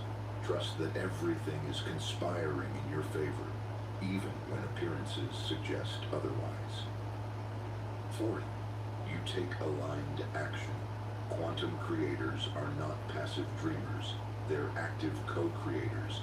They receive inspiration and act on it. They see opportunity and move toward it. They feel called and answer. The quantum field will present possibilities, but you have to walk through the doors it opens. Vision plus action equals manifestation. Fifth, you stay flexible. Attachment to specific outcomes is the enemy of quantum creation. When you're rigidly attached to how something must unfold, you limit the field's ability to surprise you with something better. Hold your vision lightly. Know what you want, but stay open to how it arrives. The universe is more creative than your imagination. Let it blow your mind. Sixth, you practice gratitude. Gratitude is the highest frequency. It tells the quantum field, I'm ready to receive more of this. When you're grateful for what is, you're magnetic to what's coming. Make gratitude your default setting. Find things to appreciate even in difficult moments. This isn't spiritual bypassing, it's quantum mechanics. 7. You remember who you are. You are not your circumstances. You are not your history. You are not your, say, thoughts, or your emotions, or your physical body. You are infinite consciousness, temporarily focused through a human perspective, playing with the creative possibilities of physical reality. When you remember this, everything becomes lighter, more playful, more joyful. You stop taking it all so seriously. You remember it's a grand adventure, and you're here to explore, to create, to experience, to evolve. This is quantum mastery, not perfection, not having all the answers, not never struggling or doubting or falling back into old patterns, but returning again and again to the truth of who you are, remembering again and again that you are the creator, choosing again and again to consciously shape your reality instead of unconsciously repeating your past. You have everything you need. The knowledge, the tools, the power. The quantum field is always available, always responsive, always ready to co-create with you. Your only job is to stay awake, stay aligned, and keep choosing. The shift you experienced 3 days ago wasn't a one-time event. It was an initiation, a doorway, an awakening to a new way of being in the world. And now, every day is an opportunity to deepen that awakening. Every moment is a chance to create something new. Every choice is a vote for the reality you want to experience. You are a quantum creator, not because you read this book, not because you learned some techniques, but because that's what you've always been. You're just finally conscious of it now. So go create. Create boldly. Create joyfully. Create masterfully. Create the life that makes your soul sing. Create relationships that nourish you. Create work that fulfills you. Create experiences that expand you. Create meaning. Create beauty. Create love. The quantum field is waiting. The infinite possibilities are arrayed before you. The universe is asking, what will you create next? The answer is in your hands. The power is in your heart. The wisdom is in your soul. You are the quantum creator of your life. Now go live like it. Welcome to your new reality. Welcome to your power. Welcome to the infinite creative potential that has always been yours. This is not the end. This is the beginning. Create well, quantum creator. The universe is watching with delight. Chapter 16, The Ripple Effect. How your shift affects the world. You think this is just about you, don't you? Your transformation, your breakthrough, your shift. You've been so focused on your personal evolution that you might have missed the larger truth. Your shift is not personal. It never was. Every transformation you experience sends ripples through the quantum field that touches everyone and everything connected to you. And at the quantum level, you're connected to all of it. Every person, every place, every possibility. When you shift, the entire field shifts with you. This isn't metaphor. This is quantum mechanics. This is entanglement operating at the scale of human consciousness. You are not a separate entity making isolated changes to your individual life. You are a node in an infinite network, and when you change your frequency, the entire network reorganizes itself to accommodate your new vibration. Think about it. Have you noticed how people around you have been acting differently since your shift? How opportunities have been appearing not just for you, but for people in your orbit? How conversations have been taking unexpected turns? How the energy and spaces you occupy feels different? That's not coincidence, that's the ripple effect. Your transformation is contagious. Your higher frequency is lifting everything around you. Your quantum leap is creating openings for others to leap as well. Let me tell you about Maya. Maya was a high school teacher who went through a profound personal shift. She didn't announce it. She didn't make a big deal about it. She just showed up differently, more present, more authentic, more aligned. And within weeks, something remarkable happened. Her students started opening up in ways they never had before. A colleague who'd been stuck in bitterness for years suddenly decided to pursue her dreams. The entire culture of her department began to transform. Maya didn't do anything to anyone. She just changed her own frequency, and the field responded. Her students felt safer to be themselves because she was being herself. Her colleague felt inspired to change because she witnessed someone actually changing. The culture shifted because the energy in the system had shifted. One person, one transformation, 1,000 ripples. This is the power you hold. This is the responsibility you carry. Your shift is not just personal therapy, it's evolutionary activism. Every time you choose consciousness over unconsciousness, courage over fear, truth over comfort, you're not just changing your life. You're changing the collective field of human consciousness. You're making it easier for the next person to make the same choice. You're creating pathways in the field that others can follow. You're proving that transformation is possible, which gives others permission to believe it's possible for them too. Think about the people who inspired your shift. The book you read, the person you met, the story you heard. They were someone else's ripple effect reaching you. They transformed, and their transformation touched you. And now you're transforming, and your transformation will touch countless others. This is how consciousness evolves, not through grand revolutions, but through individual transformations, creating ripples that amplify and overlap until the entire ocean rises. You are part of something far larger than yourself.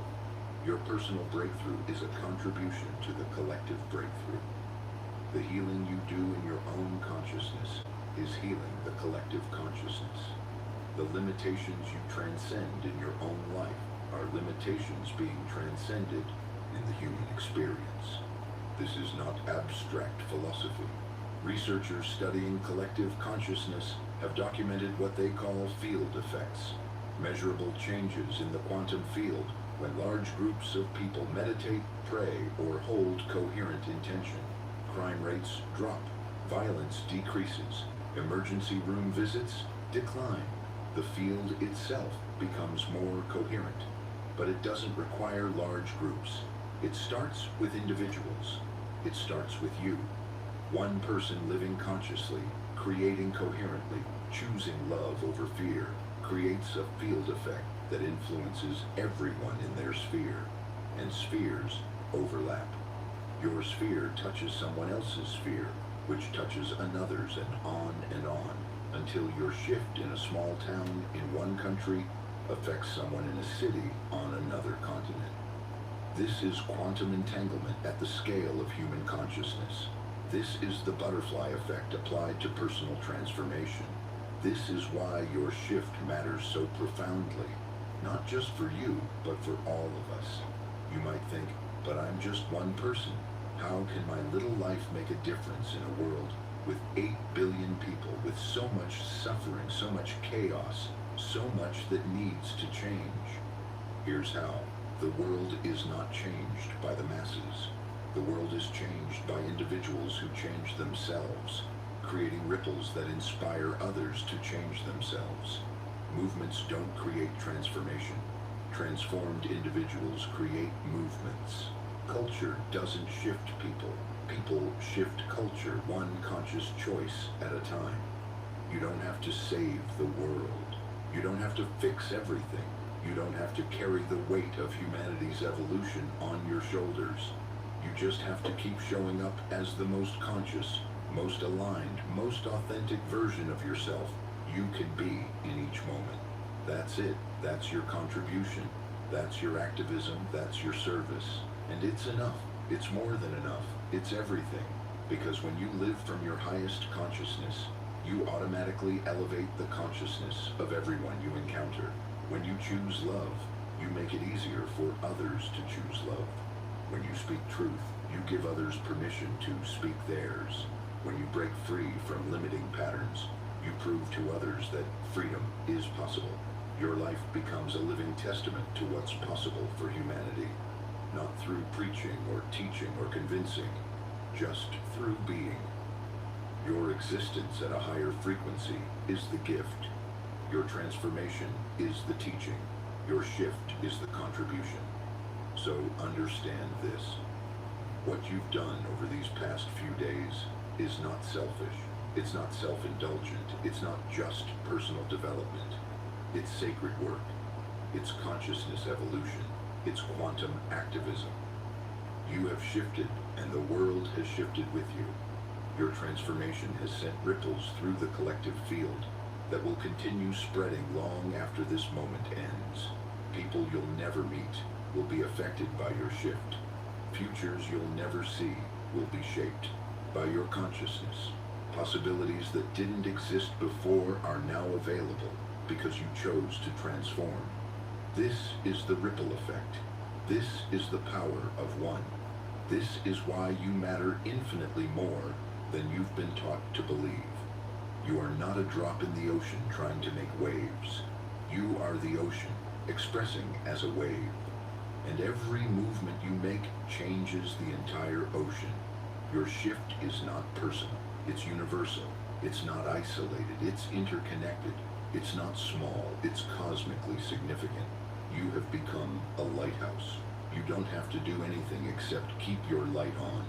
The ships will find their way home by your light. The lost will find direction by your example. The sleeping will begin to wake because you woke first. This is your ripple effect. This is your contribution. This is your legacy already being written. The world needs you conscious. The collective needs you transformed. Humanity needs you at your highest frequency. Not someday, not when you're perfect, not when you've figured it all out. Now, today, exactly as you are, with all your beautiful imperfection, with all your ongoing growth, with all your messy, glorious humanity, your shift has begun. The ripples are spreading. The world is changing because you changed. Keep going. The universe is counting on you. Chapter 17. The Quantum Legacy, Creating Lasting Change. Now we need to talk about sustainability, because here's what happens to most people after a breakthrough. They experience the shift. They feel the transformation. They glimpse their potential, and then slowly, subtly, they slip back. Not all the way, but enough that 6 months later, they're wondering what happened to that version of themselves who felt so alive, so powerful, so clear. This is called regression to the mean, and it's one of the most insidious forces working against your transformation. Your consciousness has expanded, yes, but expansion creates tension.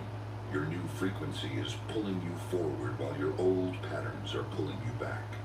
Your environment, the people, the places, the routines, was designed for the old you. It takes intentional effort to maintain your new frequency in an old environment. So we're going to talk about legacy, not the legacy you leave when you die, the legacy you're creating right now, the lasting change you're building into your daily life that will ensure this shift becomes permanent, not just a peak experience you'll look back on wistfully. Legacy is sustained transformation. It's making your quantum leap a quantum lifestyle. It's turning your breakthrough into your baseline. Let me tell you about Robert. Robert had a powerful awakening during a personal crisis. For 3 months afterward, he was on fire. He changed his entire life. New career, new habits, new mindset. Everyone around him was amazed by his transformation. And then, gradually, the fire dimmed. He stopped the practices that had maintained his consciousness. He let old habits creep back in. He compromised on his boundaries. Within a year, he was back to almost exactly where he'd started, just with a story about that time he almost changed his life. What happened? He experienced transformation but didn't create a legacy. He had the breakthrough but didn't build the structure to support it. He shifted frequencies but didn't change his environment to match. Transformation without integration is just a temporary high. But transformation with legacy, that changes everything forever. Here's how you create a quantum legacy. First, Build daily practices that anchor your new consciousness. Your breakthrough wasn't caused by thinking about transformation. It was caused by doing the work. And that work doesn't end once you've shifted. It continues daily as the practice that maintains your frequency. This might be meditation, journaling, movement, breathwork, time in nature. Whatever practices helped you shift are the practices that will sustain your shift. Make them non-negotiable. Schedule them. Protect them. These aren't luxuries. They're the foundation of your new life. Second, design your environment for success. Your environment either supports your new frequency or drags you back to your old one. Look around. Does your physical space reflect who you're becoming or who you were? Do your routines support your vision or your patterns? Do the people in your daily life elevate you or diminish you? You can't sustain a new frequency in an old environment indefinitely. Something has to change. Maybe it's your space, maybe it's your schedule. Maybe it's the content you consume or the conversations you have. Design your environment to make your new way of being the path of least resistance. Third, create accountability structures. When you're accountable only to yourself, it's easy to rationalize backsliding. But when you've made commitments to others, when you've shared your vision publicly, when you have people who will lovingly call you out, when you're not showing up, that external accountability helps you stay true when internal motivation wavers.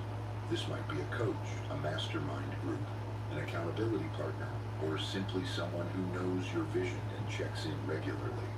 Don't try to do this alone. We sustain transformation in community. Fourth, measure what matters. You can't improve what you don't measure. How will you know if you're maintaining your shift or slipping back? Create simple metrics that track your alignment. Maybe it's how many days you do your morning practice. Maybe it's how often you speak up instead of staying silent. Maybe it's how present you are in conversations. Maybe it's how many quantum choices you make versus default choices. Track it, not obsessively, but consistently. Data creates awareness, and awareness creates choice. Fifth, anticipate the dips. You will have days when you don't feel like the transformed version of yourself. Days when doubt returns. Days when old patterns feel more comfortable than new ones. This is normal. This is not evidence that you've lost your shift. It's evidence that you're human. The difference between people who sustain transformation and people who regress is not that the former never have bad days. It's that they have protocols for bad days. They know what to do when they're feeling ungrounded, when they're doubting themselves, when they're tempted to revert. They have practices, people, and perspectives that help them navigate the dips without abandoning the path. Sixth, celebrate milestones. Transformation is a long game. If you only celebrate when you've arrived, you'll never celebrate because there is no arrival. There's only continuous expansion. So celebrate the milestones along the way. 1 month of sustained practice, the first time you set a boundary that the old you would have avoided. The moment you recognize a pattern and choose differently. Each of these is worth acknowledging, worth honoring, worth celebrating. Celebration reinforces neural pathways. It tells your nervous system, this is working, this is safe, this is who we are now. It makes your new identity more real, more solid, more sustainable. Seventh, contribute to others' transformations. Here's a paradox. The best way to sustain your own transformation is to support someone else's. When you share what you've learned, when you help others navigate their shifts, when you become the mentor or guide for someone a few steps behind you, you deepen your own understanding. You embody the principles more fully. You create accountability to live what you teach. You don't need to be an expert. You don't need to have it all figured out. You just need to be a few steps ahead of someone and willing to extend a hand back. That act alone will ensure you keep moving forward. This is how you create a quantum legacy. This is how your shift becomes permanent. This is how you ensure that a year from now, 5 years from now, the rest of your life, you're still living from this expanded consciousness instead of looking back on it as a beautiful memory. Because the truth is, the world doesn't need more people who have temporary awakenings. The world needs people who stay awake. The collective consciousness doesn't rise through peak experiences. It rises through sustained, embodied transformation. Your legacy is not what you accomplish. Your legacy is who you become and stay. Your legacy is the consciousness you maintain, the frequency you hold, the example you set, the ripples you create day after day, year after year. This is your quantum legacy, not some distant future thing. Your legacy is being created right now, in this moment, by the choice you're making about who you're going to be tomorrow and the day after that and the day after that. Make it count, make it last, make it real. Your shift has happened. Now, make it permanent. Chapter 18. The final test. Your quantum decision. We've arrived at the moment of truth. Everything you've learned, everything you've experienced, everything you've become, it all comes down to this. One final decision that will determine the trajectory of your entire life from this point forward. This is your quantum decision. And it's simpler than you think. The question is not, can you transform? You've already proven that. The question is not, do you have the tools? You've been given everything you need. The question is not even, do you understand the principles? You understand them better than most people ever will. The only question that matters now is this. Are you all in? Not mostly in. Not I'll try. Not I'll see how it goes. All in, fully committed, no backup plan. No 1 foot in and 1 foot out. No hedging your bets or keeping your options open. Are you willing to bet your entire life on the truth that you are a quantum creator? That reality is responsive to your consciousness? That your transformation is real and sustainable and the beginning of something extraordinary? This is the final test. And I want you to understand something crucial. This is not the universe testing you. This is you testing yourself. This is your soul asking your ego, are you serious this time? Or are we playing the same game we've always played? Big revelation, temporary change, eventual regression. Because here's what happens if you're not all in. You'll wobble, you'll doubt, you'll rationalize. When things get hard, and they will get hard because transformation requires you to grow through discomfort, you'll have an escape hatch. You'll tell yourself, well, I never really committed anyway. I was just experimenting. Maybe this quantum stuff isn't real after all. And you'll slip back. Slowly at first, then faster. And one day you'll wake up wondering what happened to that version of you who felt so powerful, so clear, so alive. You'll have the memory of transformation, but not the reality of it. But if you're all in, everything changes. When you're all in, there is no escape hatch. When doubt comes, and it will, you can't run to the exit because you've closed it. You have to move through the doubt instead of away from it. When challenges arise, and they will, you can't retreat to the familiar because you've burned those bridges. You have to create new solutions. All it means you've made transformation non-negotiable. It means you've decided that going back is not an option, so forward is the only direction. It means you've committed to being the person you've become, even when it's uncomfortable, even when it's inconvenient, even when everyone around you wants the old you back. Let me tell you about David. David had to make this decision after his shift. He had a good job, not great, but good, safe, predictable. His family approved. It paid the bills. The old David would have stayed, but the new David knew it was killing his soul. He stood at a crossroads. He could keep the job, maintain the comfort, tell himself the shift had been nice but unrealistic. Or he could go all in, quit the job, start the business, trust that the universe would support him if he supported himself first. For 3 days he agonized, and then he realized, The agonizing was the answer. If he were truly aligned with staying, there would be peace. The turmoil was his soul screaming that comfort was no longer an acceptable price for his life. He quit, with no backup plan, with bills to pay and people questioning his sanity, all in, terrified but committed, and the universe, the quantum field, responded. Within 2 weeks, opportunities he couldn't have imagined began appearing. Within 6 months, he built a business that paid twice what his job had. Within a year, he was living a life he'd only dreamed about. But none of it would have happened if he hadn't gone all in. The universe doesn't half support, half commitment. The quantum field responds to the clarity of your intention. When you're all in, the field matches your commitment with resources, opportunities, and synchronicities that confirm you made the right choice. So I'm asking you directly, are you all in? Are you willing to commit to your transformation fully, knowing that it will require you to disappoint some people, to make choices others won't understand, to prioritize your evolution over their comfort? Are you willing to trust yourself even when external validation is absent, even when the path isn't clear, even when everyone is telling you to be realistic?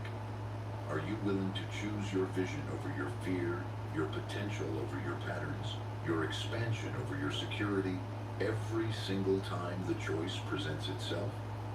Are you willing to live as a quantum creator, consciously, consistently, courageously, for the rest of your life, regardless of circumstances, regardless of outcomes, regardless of what anyone else thinks? This is the decision, not tomorrow, not when you feel ready, not when conditions are perfect. Right now, in this moment, while the energy of your shift is still fresh, while the possibility is still alive, while your commitment can still be made from inspiration rather than desperation. Yes or no? All in or all out. There is no middle ground in quantum mechanics. Particles don't sort of commit to a state. They collapse fully into one position or another. You're a quantum being. You work the same way. Here's what I want you to do.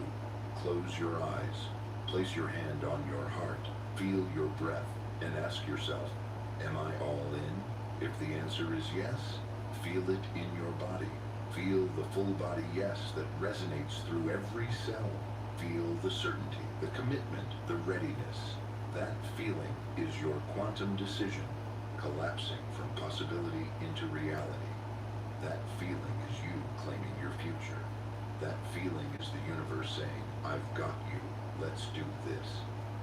If the answer is no or I'm not sure, be honest about it. No judgment, just awareness. And then ask yourself, what would need to shift for me to be all in? What am I afraid of? What am I protecting? What old identity am I clinging to? Get clear on what's in the way, and then decide if you're willing to release it. Because here's the truth, you can live a perfectly fine life at 50% commitment. You can have a decent career, acceptable relationships, moderate happiness. Many people do. Most people do. It's not a wrong choice. It's just not a quantum choice. But if you want the life you've been catching glimpses of over these past few days, if you want the transformation to be permanent, the shift to be sustainable, the potential to be realized, you have to go all in. This is your final test. This is your quantum decision. This is the moment that determines everything. The universe is waiting for your answer. Your future self is waiting for your commitment. Your highest potential is waiting for your yes. What's it going to be? All in? Then let's go. The greatest adventure of your life is about to begin. Chapter 19. The Vision of Tomorrow. Stepping into your infinite potential. Close your eyes. Take a deep breath.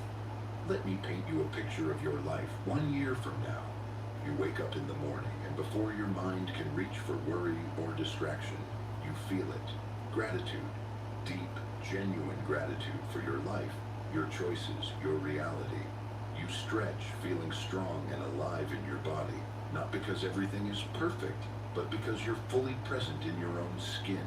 You move through your morning practice, the one you've maintained every single day for a year. It's not a chore anymore. It's not something you force yourself to do. It's become like breathing, a natural expression of who you are. You meditate, you move, you set your intentions, you align your frequency, and you do it because this is how quantum creators start their day. You look in the mirror and see someone you recognize, but who's fundamentally different from the person you were a year ago. There's a confidence in your eyes that wasn't there before, a clarity, a knowing. You've grown comfortable with your own power. You've stopped apologizing for taking up space. You've stopped shrinking to make others comfortable. Your work, whatever form it takes, is aligned with your purpose. Maybe you're in the same career, but showing up completely differently, setting boundaries, contributing from your gifts, refusing to play small, or maybe you've made the leap to something entirely new, something that lights you up, something that feels like play even when it's challenging. Either way, you're no longer trading your life for a paycheck. You're expressing your unique genius and being abundantly compensated for it. Your relationships have transformed. Some people from your old life have risen to meet you in your new reality. They've been inspired by your transformation and have begun their own. These relationships are deeper now, more authentic, more nourishing. They're based on who you actually are, not who you were pretending to be. Other relationships have naturally completed. You released them with love, without drama, recognizing that they were meant for a specific chapter that has now ended. And in the space you created, new people have arrived. Your soul tribe, the ones who get you, who celebrate you, who grow with you. You finally understand what it means to be seen, to be met, to be loved for your authentic self. Your daily life has a quality of flow that used to feel impossible. Not because everything is easy. You still face challenges, still encounter obstacles, still have days when things don't go as planned. But you've developed a relationship with uncertainty that transforms it from threat to adventure. You trust yourself to handle whatever arises. You trust the universe to support you. You trust the process even when you can't see the outcome. Synchronicities have become so common that you almost take them for granted. The right person at the right time. The perfect resource when you need it. The solution appearing just as the problem becomes urgent. You've stopped being surprised by magic because you understand it's not magic, it's just quantum mechanics. Reality responding to your frequency. Your health has improved. Maybe dramatically, maybe subtly, but definitely noticeably. Because you're no longer storing stress in your body. You're no longer using food or substances to numb yourself. You're no longer running from yourself. You're present, you're embodied, you're taking care of the physical vehicle that houses your consciousness. And your body is responding with vitality, energy, resilience. Your relationship with money has shifted. Whether or not your income has increased, though it probably has, your experience of money is completely different. You've released scarcity consciousness. You understand that you live in an abundant universe, and abundance flows to you in proportion to your frequency. You give generously, receive graciously, and trust that there's always enough. But here's what's most remarkable. You've stopped waiting for your life to start. For so many years, you lived in the future. I'll be happy when my life will really begin once. Everything will be better after. But now you're here, fully present, fully alive, fully engaged with what is instead of what you wish were. You've discovered that the present moment is not something to get through on the way to somewhere better. The present moment is the only place where life actually happens, and you're finally showing up for it. You look back at the person you were a year ago, the one listening to these words right now, and you feel such tenderness. You want to reach back through time and tell them, you have no idea how good it's going to get. You have no idea how strong you're about to become. You have no idea how much is about to change. But you also know they have to walk the path themselves. They have to make the choice, take the leap, do the work, face the fears, claim the power. You can't do it for them, just like no one could do it for you. And here's the most beautiful part. You're not done. This version of you a year from now, transformed, empowered, aligned, is not the final destination. It's another beginning. Because consciousness never stops expanding. There is no arrival. There's only continuous evolution. A year from now, you'll be looking ahead to who you're becoming next. You'll be setting new intentions, reaching for new possibilities, stepping into new levels of mastery. The journey doesn't end. It just gets richer, deeper, more extraordinary. This is your vision of tomorrow. This is what's waiting for you on the other side of your commitment. This is the life that becomes available when you go all in on your quantum nature. And the most incredible thing, every single element of this vision is already real in the quantum field. It already exists as a possibility. Your job is simply to collapse that wave function into your physical reality through your choices, your consciousness, your commitment. 1 year, that's all it takes. 1 year of living as a quantum creator, conscious, aligned, committed. 1 year of making quantum choices. 1 year of maintaining your frequency. 1 year of trusting the process. Can you see it? Can you feel it? Can you sense the reality of this future version of you? That person is not a fantasy. That person is your destiny, waiting for you to become them. All you have to do is start and keep going. 1 day at a time. 1 choice at a time, 1 quantum leap at a time. Your infinite potential is not theoretical, it's practical, it's achievable, it's yours. 1 year from now, you'll look back at this moment and realize, this was when everything changed. This was when I finally became who I was always meant to be. That future is calling. Can you hear it? Answer the call. Chapter 20, The Quantum Testament. Your new beginning. And so we come full circle, back to where we started, except you're not the same person who began this journey. You can never be that person again. Something fundamental has shifted. A door has opened that cannot be closed. A truth has been seen that cannot be unseen. You are awake now, and there is no going back to sleep. This is your quantum testament, not a testimony of what was, but a declaration of what is and what will be. A sacred promise you're making to yourself, to the universe, to the infinite potential that lives within you. You are not an accident. You are not a random collection of atoms stumbling through a meaningless universe.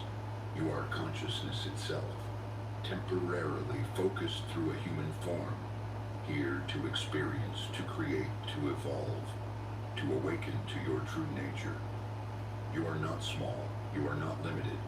You are not defined by your past, your circumstances, your current reality. You are infinite possibility, choosing which version of reality to collapse into existence through the power of your awareness and intention. You are not separate from the universe. You are not trying to manipulate reality from outside of it.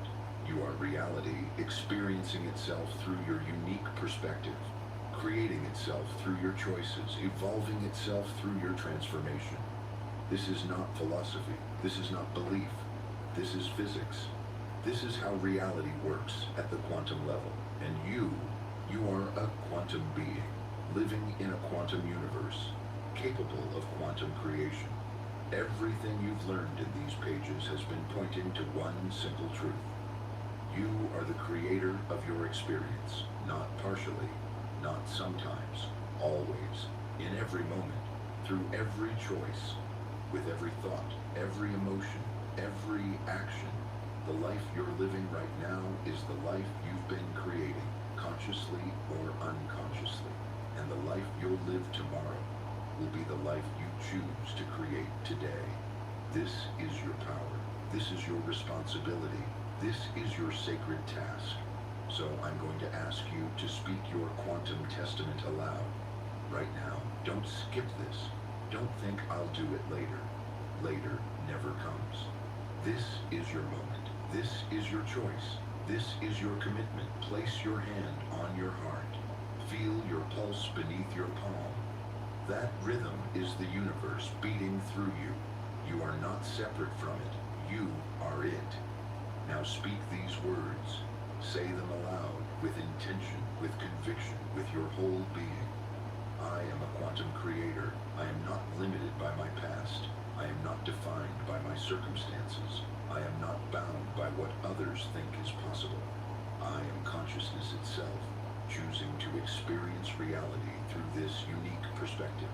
I am the observer and the creator, the question and the answer, the journey and the destination. I claim my power. I honor my truth. I trust my path. I commit to living consciously, choosing deliberately, creating masterfully. I commit to maintaining my frequency, even when circumstances try to lower it. I commit to making quantum choices, even when they're uncomfortable. I commit to trusting the process, even when I can't see the outcome. I commit to being all in, fully engaged with my transformation, fully invested in my evolution, fully committed to my infinite potential. I release the need for certainty. I embrace the mystery. I release the need for control. I surrender to the flow. I release the need for approval. I honor my authentic self. I am ready. I am willing. I am here. I am the quantum creator of my life. And so it is. Feel those words. Let them resonate through every cell of your body.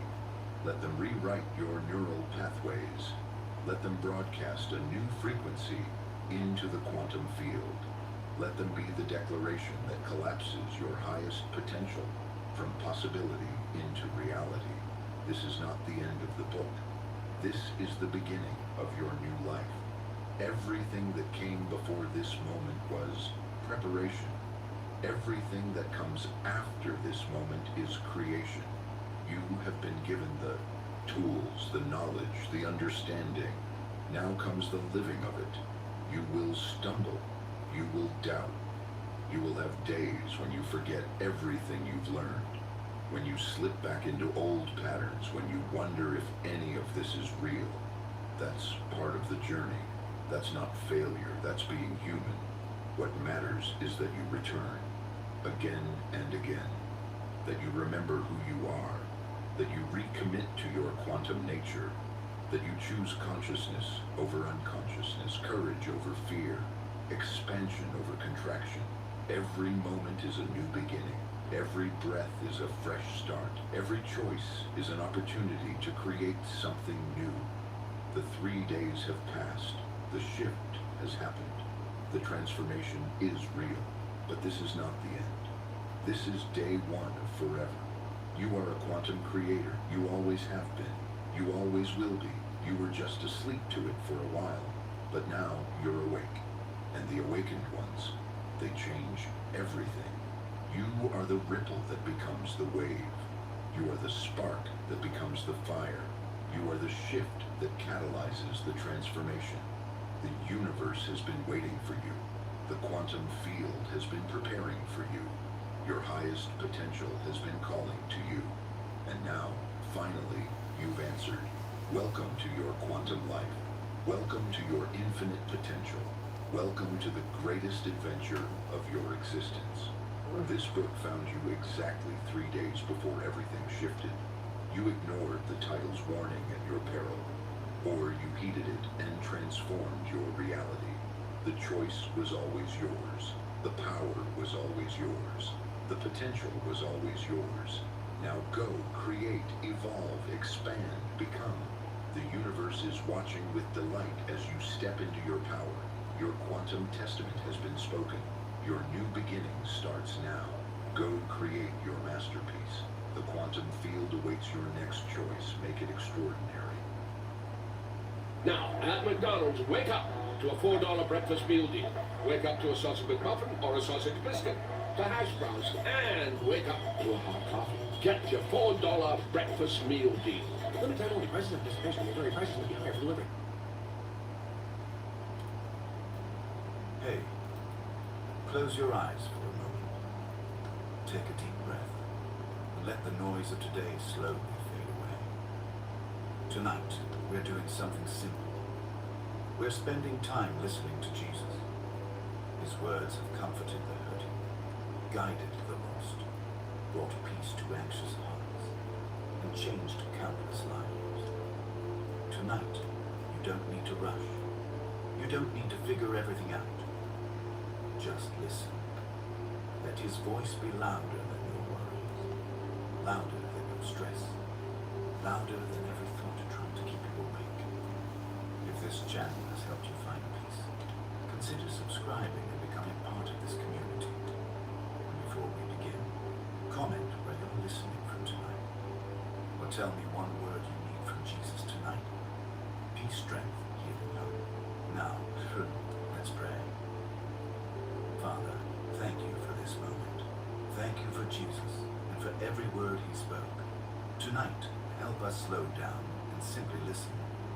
Quiet every anxious thought, calm every restless heart, and help us set aside every distraction. As we hear the words of Jesus tonight, let them speak directly into our lives. For those who need peace, bring peace. For those who need comfort, bring comfort. For those who feel tired, bring rest. For those who feel lost, remind them that you are near. Let your words settle deeply into every heart listening tonight. Watch over us as we sleep. Fill this place with your peace and give us deep, restful sleep. In Jesus' name, amen. Now, close your eyes and simply listen to Jesus tonight. Matthew chapter 5. Now when Jesus saw the crowd, he went up on a mountainside and sat down. His disciples came to him, and he began to teach them. He said, "Blessed are the poor in spirit, for theirs is the kingdom of heaven. Blessed are those who mourn, for they will be comforted. Blessed are the meek, for they will inherit the earth. Blessed are those who hunger and thirst for righteousness, for they will be filled. Blessed are the merciful, for they will be shown mercy. Blessed are the pure in heart, for they will see God. Blessed are the peacemakers, for they will be called children of God. Blessed are those who are persecuted because of righteousness, for theirs is the kingdom of heaven. Blessed are you when people insult you, persecute you, and falsely say all kinds of evil against you because of me. Rejoice and be glad, because great is your reward in heaven. For in the same way they persecuted the prophets who were before you. You are the salt of the earth. But if the salt loses its saltiness, how can it be made salty again? It is no longer good for anything, except to be thrown out and trampled underfoot. You are the light of the world. A town built on a hill cannot be hidden. Neither do people light a lamp and put it under a bowl. Instead, they put it on its stand, and it gives light to everyone in the house. In the same way, let your light shine before others, that they may see your good deeds and glorify your Father in heaven. Do not think that I have come to abolish the law or the prophets. I have not come to abolish them, but to fulfill them. For truly I tell you, until heaven and earth disappear, not the smallest letter, not the least stroke of the pen, will by any means disappear from the law until everything is accomplished. Therefore, anyone who sets aside one of the least of these commands and teaches others accordingly will be called least in the kingdom of heaven. But whoever practices and teaches these commands will be called great in the kingdom of heaven. For I tell you that unless your righteousness surpasses that of the Pharisees and the teachers of the law, you will certainly not enter the kingdom of heaven. You have heard that it was said to the people long ago, "You shall not murder, and anyone who murders will be subject to judgment." But I tell you that anyone who is angry with a brother or sister will be subject to judgment. Again, anyone who says to a brother or sister, Raka, is answerable to the court. And anyone who says, you fool, will be in danger of the fire of hell. Therefore, if you are offering your gift at the altar and there remember that your brother or sister has something against you, leave your gift there in front of the altar. First, go and be reconciled to them. Then come and offer your gift. Settle matters quickly with your adversary who is taking you to court. Do it while you're still together on the way, or your adversary may hand you over to the judge, and the judge may hand you over to the officer, and you may be thrown into prison. Truly I tell you, you will not get out until you have paid the last penny. You have heard that it was said, you shall not commit adultery. But I tell you, that anyone who looks at a woman lustfully has already committed adultery with her in his heart. If your right eye causes you to stumble, gouge it out and throw it away. It is better for you to lose one part of your body than for your whole body to be thrown into hell. And if your right hand causes you to stumble, cut it off and throw it away. It is better for you to lose one part of your body than for your whole body to go into hell. It has been said, anyone who divorces his wife must give her a certificate of divorce. But I tell you that anyone who divorces his wife except for sexual immorality makes her the victim of adultery, and anyone who marries a divorced woman commits adultery. Again, you have heard that it was said to the people long ago, do not break your oath, but fulfill to the Lord the oaths you have made. But I tell you, do not swear an oath at all, either by heaven, for it is God's throne, or by the earth, for it is his footstool, or by Jerusalem, for it is the city of the great king. And do not swear by your head, for you cannot make even one hair white or black. All you need to say is simply yes or no. Anything beyond this comes from the evil one. You have heard that it was said, eye for eye and tooth for tooth. But I tell you, do not resist an evil person. If anyone slaps you on the right cheek, turn to them the other cheek also. And if anyone wants to sue you and take your shirt, hand over your coat as well. If anyone forces you to go 1 mile, go with them 2 miles. Give to the one who asks you, and do not turn away from the one who wants to borrow from you. You have heard that it was said, love your neighbor and hate your enemy. But I tell you, love your enemies and pray for those who persecute you, that you may be children of your Father in heaven. He causes his sun to rise on the evil and the good, and sends rain on the righteous and the unrighteous. If you love those who love you, what reward will you get? Are not even the tax collectors doing that? And if you greet only your own people, what are you doing more than others? Do not even pagans do that? Be perfect, therefore, as your heavenly Father is perfect. Matthew chapter 6. Be careful not to practice your righteousness in front of others to be seen by them. If you do, you will have no reward from your Father in heaven. So when you give to the needy, do not announce it with trumpets, as the hypocrites do in the synagogues and on the streets, to be honored by others. Truly I tell you, they have received their reward in full. But when you give to the needy, do not let your left hand know what your right hand is doing, so that your giving may be in secret. Then your Father, who sees what is done in secret, will reward you. And when you pray, do not be like the hypocrites, for they love to pray standing in the synagogues and on the street corners, to be seen by others. Truly I tell you, they have received their reward in full.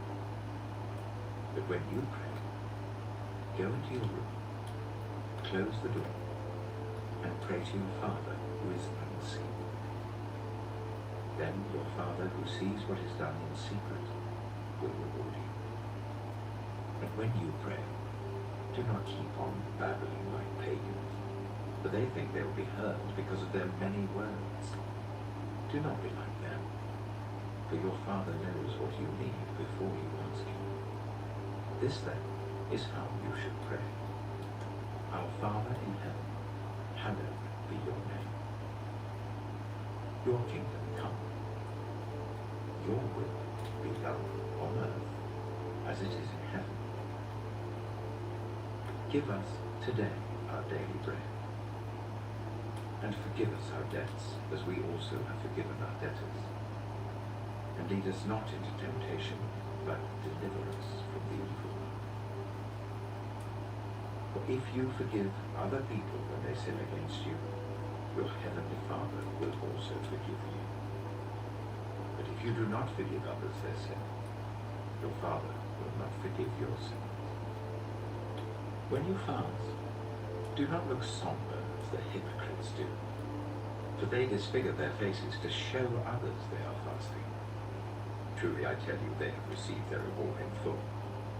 But when you fast, put oil on your head and wash your face, so that it will not be obvious to others that you're fasting, but only to your Father who is unseen.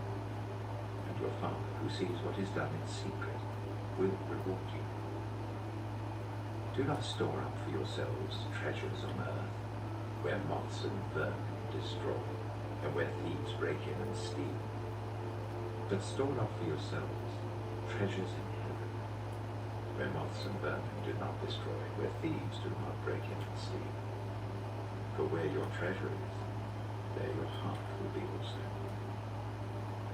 The eye is the lamp of the body. If your eyes are healthy, your whole body will be full of light. But if your eyes are unhealthy, your whole body will be full of darkness. If then the light within you is darkness, how great is that darkness? No one can serve two masters. Either you will hate the one and love the other, or you will be devoted to the one and despise the other. You cannot serve both God and money. Therefore, I tell you, do not worry about your life, what you will eat or drink, or about your body, what you will wear. Is not life more than food, and the body more than clothes? Look at the birds of the air. They do not sow or reap or store away in barns, and yet your heavenly Father feeds them. Are you not much more valuable than they? Can any one of you, by worrying, add a single hour to your life? And why do you worry about clothes? See how the flowers of the field grow. They do not labor or spin, yet I tell you that not even Solomon, in all his splendor, was dressed like one of these. And if that is how God clothes the grass of the field, which is here today and tomorrow is thrown into the fire, will he not much more clothe you, you little thing? So do not worry, saying, what shall we eat, or what shall we drink, or what shall we wear? For the pagans run after all these things, and your heavenly Father knows that you need them. But seek first his kingdom and his righteousness, and all these things will be given to you as well. Therefore do not worry about tomorrow, for tomorrow will worry about itself. Each day has enough trouble of its own. Matthew chapter 7. Do not judge, or you too will be judged. For in the same way as you judge others, you will be judged. And with the measure you use, it will be measured to you. Why do you look at the speck of sawdust in your brother's eye and pay no attention to the plank in your own eye? How can you say to your brother, let me take the speck out of your eye, when all the time there is a plank in your own eye? You hypocrite! First take the plank out of your own eye, and then you will see clearly to remove the speck from your brother's eye. Do not give dogs what is sacred. Do not throw your pearls to pigs. If you do, they may trample them under their feet and turn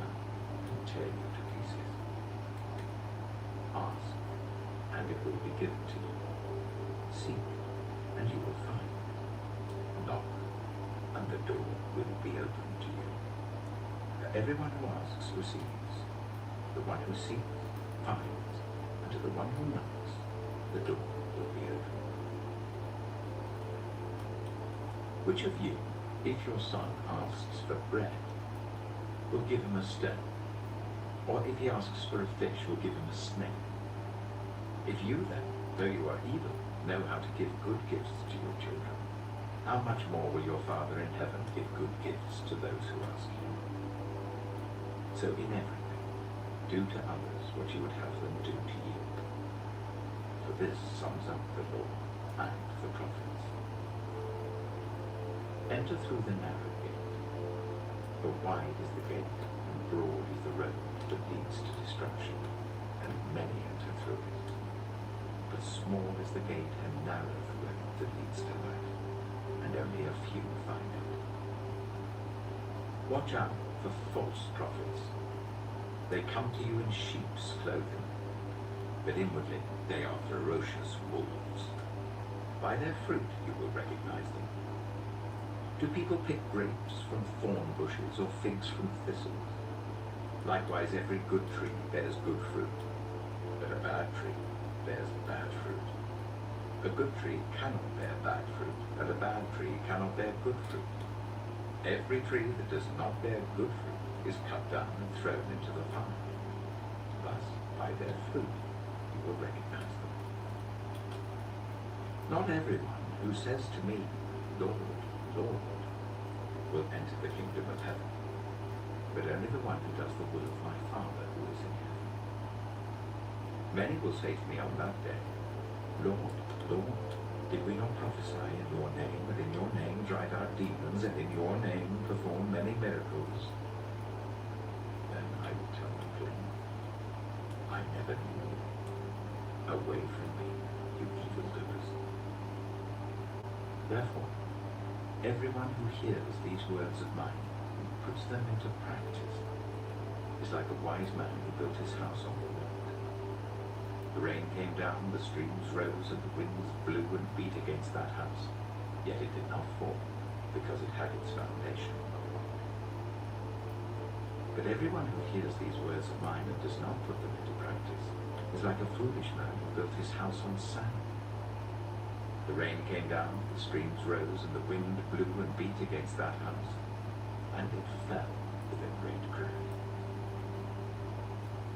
When Jesus had finished saying these things, the crowds were amazed at his teaching, because he taught as one who had authority, not as their teachers of the law.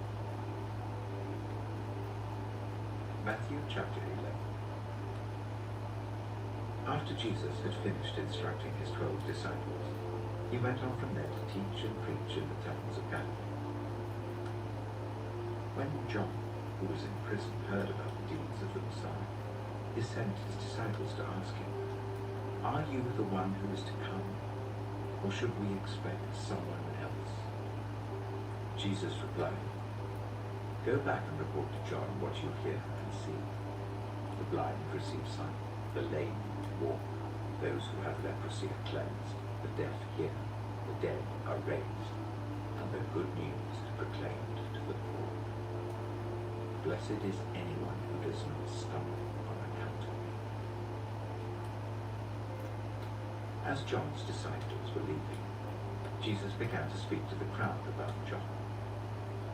What did you go out into the wilderness to see? A reed swayed by the wind? If not, what did you go out to see? A man dressed in fine clothes? No, those who wear fine clothes are in king's palaces. Then what did you go out to see? A prophet? Yes, I tell you, and more than a prophet. This is the one about whom it is written, I will send my messenger ahead of you, who will prepare your way before you. Truly I tell you, among those born of women, there has not risen anyone greater than John the Baptist. Yet whoever is least in the kingdom of heaven is greater than he. From the days of John the Baptist until now, the kingdom of heaven has been subjected to violence, and violent people have been raiding it. For all the prophets and the law prophesied until John. And if you are willing to accept it, he is the Elijah who was to come. Whoever has ears, let them hear. To what can I compare this generation? They are like children sitting in the marketplaces and calling out to others, "We played the pipe for you and you did not dance. We sang a dirge and you did not mourn." For John came neither eating nor drinking, and they say, "He has a demon." The Son of Man came eating and drinking, and they say, "Here is a glutton and a drunkard, a friend of tax collectors and sinners." But wisdom is proved right by her deeds. Then Jesus began to denounce the towns in which most of his miracles had been performed, because they did not repent. "Woe to you, Chorazin! Woe to you, Bethsaida! For if the miracles that were performed in you had been performed in Tyre and Sidon, they would have repented long ago in sackcloth and ashes. But I tell you, it will be more bearable for Tyre and Sidon on the day of judgment than for you. And you, Capernaum, will you be lifted to the heavens? No, you will go down to Hades. For if the miracles that were performed in you had been performed in Sodom, it would have remained to this day. But I tell you that it will be more bearable for Sodom on the day of judgment than for you." At that time Jesus said, "I praise you, Father, Lord of heaven and earth, because you have hidden these things from the wise and learned, and revealed them to little children. Yes, Father, for this is what you were pleased to do." All things have been committed to me by my Father. No one knows the Son except the Father, and no one knows the Father except the Son, and those to whom the Son chooses to reveal him. Come to me, all you who are weary and burdened, and I will give you rest. Take my yoke upon you and learn from me, for I am gentle and humble in heart, and you will find rest for your souls. For my yoke is easy, and my burden is light. Matthew chapter 13. That same day, Jesus went out of the house and sat by the lake. Such large crowds gathered round him that he got into a boat and sat in it, while all the people stood on the shore. Then he told them many things in parables, saying, "A farmer went out to sow his seed. As he was scattering the seed, some fell along the path, and the birds came and ate it up. Some fell on rocky places, where it did not have much soil. It sprang up quickly because the soil was shallow. But when the sun came, the plants were scorched and lay with it because they had no root. Other seed fell among thorns, which grew up and choked the plants. Still other seed fell on good soil, where it produced a crop 160 or 30 times what was sown.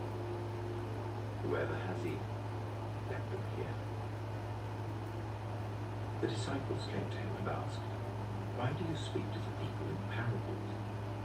He replied, "Because the knowledge of the secrets of the kingdom of heaven has been given to you, but not to them. Whoever has will be given more, and they will have an abundance. Whoever does not have, even what they have will be taken from them. This is why I speak to them in parables. Though seeing, they do not see. Though hearing, they do not hear or understand. In them is fulfilled the prophecy of Isaiah. You will be ever hearing but never understanding. You will be ever seeing but never perceiving. For this people's heart has become calloused. They hardly hear with their ears, and they have closed their eyes. Otherwise, they might see with their eyes, hear with their ears, understand with their hearts, and turn, and I would heal. But blessed are your eyes because they see, and your ears because they hear. For truly I tell you, many prophets and righteous people longed to see what you see but did not see, and and to hear what you hear, but did not hear it. Listen then to what the parable of the sower means. When anyone hears the message about the kingdom and does not understand it, the evil one comes and snatches away what was sown in them. This is the seed sown along the path. The seed falling on rocky ground refers to someone who hears the word and at once receives it with joy. But since they have no root, they last only a short time. When trouble or persecution comes because of the word, they quickly fall away. The seed falling among the thorns refers to someone who hears the word, but the worries of this life and the deceitfulness of wealth choke the word, making it unfruitful. But the seed falling on good soil refers to someone who hears the word and understands it. This is the one who produces a crop yielding 100, 60, or 30 times what was sown. Jesus told them another parable. The kingdom of heaven is like a man who sowed good seed in his field. But while everyone was sleeping, his enemy came and sowed weeds among the wheat and went away. When the wheat sprouted and formed ears, then the weeds also appeared. The owner's servants came to him and said, "Sir, didn't you sow good seed in your field? Where then did the weeds come from?" "An enemy did this," he replied. The servants asked him, "Do you want us to go and pull them up?" "No," he answered. He told them another parable. The kingdom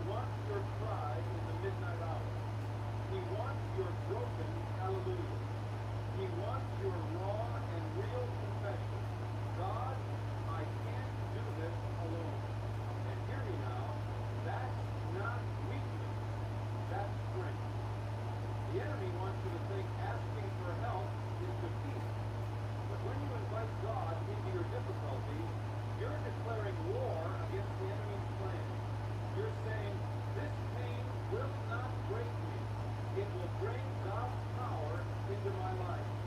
Look through the pages of Scripture and you'll see it. God didn't show up in people's lives when everything was easy. He showed up in the fire with Shadrach, Meshach, and Abednego. He showed up in the lion's den with Daniel. He showed up in the prison with Paul and Silas. He showed up in the storm with the disciples. And every time he showed up, the situation changed. Not always how they expected, but always for his glory. Why do you think God waited until the furnace was lit 7 times hotter before stepping in? Why do you think he allowed Lazarus to die before raising him? Why do you think Jesus didn't calm the storm right away? Because he wanted to show them, and he wants to show you, that he's not just the God who stops the storm. He's the God who sits with you in it. He's not just the God who removes the difficulty. He's the God who redeems you. Some of you have been asking God to take away your pain. But what if God wants to use your pain to save you people? What if the very thing you're trying to escape is the place where God wants to encounter you? What if your trouble is the doorway to your transfer prison? Because the presence of God is more powerful than the pain you're in. It's more precious than gold, more secure than any fortress, more faithful than any friend. I know it's hard. I know the night feels long, but I come to tell you, morning is coming. Light is breaking. Help is on the way. But don't just wait for it. Welcome it. Welcome his presence now, in the midnight hour, in the silence, in the age. Say, God, I won't push you away just because I heard it. I will pull you closer. Because let me tell you something the world will never say. Sometimes your greatest blessing is hidden in your greatest burden. Sometimes the very thing you're begging God to remove is the vehicle he is using to draw you to himself. What if the pain is the pathway to your destiny? What if the crushing is the doorway to your anointing? The olive doesn't produce oil until it's fresh. The grape doesn't produce wine until it's crushed. And the believer doesn't often produce power until they've been through the fire. But the fire that tries to destroy you will only purify you if God is in the midst of it. You've got to let him in. This world will offer you every alternative. It will tell you to distract yourself, numb yourself, blame someone, escape. But those things don't heal you, they follow you. Only the Spirit of God can fill the emptiness. Only the love of Christ can reach into the pit and pull you up. Only the power of heaven can make beauty from ashes. But you've got to decide. Will you hold on to your pain, or will you give it to the Prince of Peace? Will you fight with your own strength, or will you surrender to his? Because God never blesses what we have. He blesses what we lay down. He blesses what we lay down. He blesses what we invite him into. Think of the woman with the issue of blood. 12 years of suffering. 12 years of doctors. 12 years of shame. But in a moment, one moment of desperation, she pressed through the crowd. She reached out. She didn't just say, I hope he sees me. She didn't say, maybe he'll come to me. No, she moved. She touched the hem of his garment. And healing flowed, because healing always flows where hunger is found. Are you hungry for God in your difficulty? Or are you just hoping to drop a miracle in your life? Faith reaches. Faith cries out. Faith pushes through the noise, the doubt, the discouragement, and touches Jesus. And when you touch Jesus, even in your weakness, power begins to move. But you've got to take the step. You've got to open your mouth. You've got to say, Jesus, I need you here. Not later. Not once things are better. Not when I have it all figured out. I need you here. In this pain. In this confusion. In this storm. And let me tell you what happens when you do. Heaven responds. Change begins to break. Clarity begins to come. Peace that passes understanding begins to guard your heart. It's not just theology, it's reality. God shows up when his people cry out. But it's not a one-time cry. It's not a temporary invitation. It's a lifestyle of dependence, a daily surrender. You say, God, I can't even breathe without you. That's when heaven leans in. That's when grace begins to rain down. That's when you stop trying to control your life and start allowing God to command your destiny. You were never meant to do this alone. From the very beginning, God designed us for dependence, not on systems, not on strategy, not on self-help, but on him. The one who never fails, the one who never leaves, the one who bore your sorrow, carried your grief, and conquered death so you could live. So stop trying to be your own savior. Stop pretending like you're okay when your soul is screaming. Stop managing the storm and start crying out to the one who commands the wind and the waves. He's still speaking the storm. He's still calling out, peace, be still. But you got to invite him into the boat. You may feel like you're drowning. You may feel like the storm will sink you. But God is not asleep. He has not forgotten you. He's waiting for your invitation. Not because he needs permission, but because he honors free will. He wants your surrender, not your silence. So lift up your voice, child of God. Let the heavens hear your cry. Let hell tremble at your worship. Let faith rise in the fire. Because when you invite God into your difficulties, you are not defeated. You are dangerous. You become a vessel of his glory, a testimony of his power, a living, breathing reminder that God still walks with his people. You may feel weak, but weakness is not your disqualification. It is your qualification. His strength is made perfect in your weakness. So boast in it. Glory in it. Say, God, I don't have what it takes, but you do, and I trust you. That kind of faith, raw, desperate, clinging to God in the storm. That's the kind of faith that moves mountains. That's the kind of faith that heals families, breaks addiction, opens prison doors, and raises the dead things in your life back to life. Because we don't serve a passive God. We don't worship a statue. We follow the living Christ, the Lion of Judah, the resurrection and the life, the Alpha and the Omega. And when you invite him in, all of heaven comes with him. The same power that raised Jesus from the dead begins to work in your life. Not because you earned it, not because you perform perfectly, but because you believe, you trust him. You say, God, I don't understand, but I choose to believe that you're good. I choose to believe that you're working. I choose to believe that you're with me. Let me tell you, there is no greater strength than that. That is the kind of faith that carries you through the fire. That is the kind of faith that rewrites your story. When you walk in that kind of faith, when you choose to believe before you speak, when you choose to praise before the breakthrough, when you invite God in while the storm still rages, something shifts in the atmosphere. Something shifts in your soul. The enemy starts to panic because he knows that a believer who suffers with God is more dangerous than a believer who prospers without him. The devil doesn't fear your comfort. He fears your communion. He doesn't tremble at your success. He trembles when you fall to your knees and cry, God, even if you don't deliver me today, I will still serve you. Even if the answer is delayed, I will still praise you. Even if I don't understand the why, I will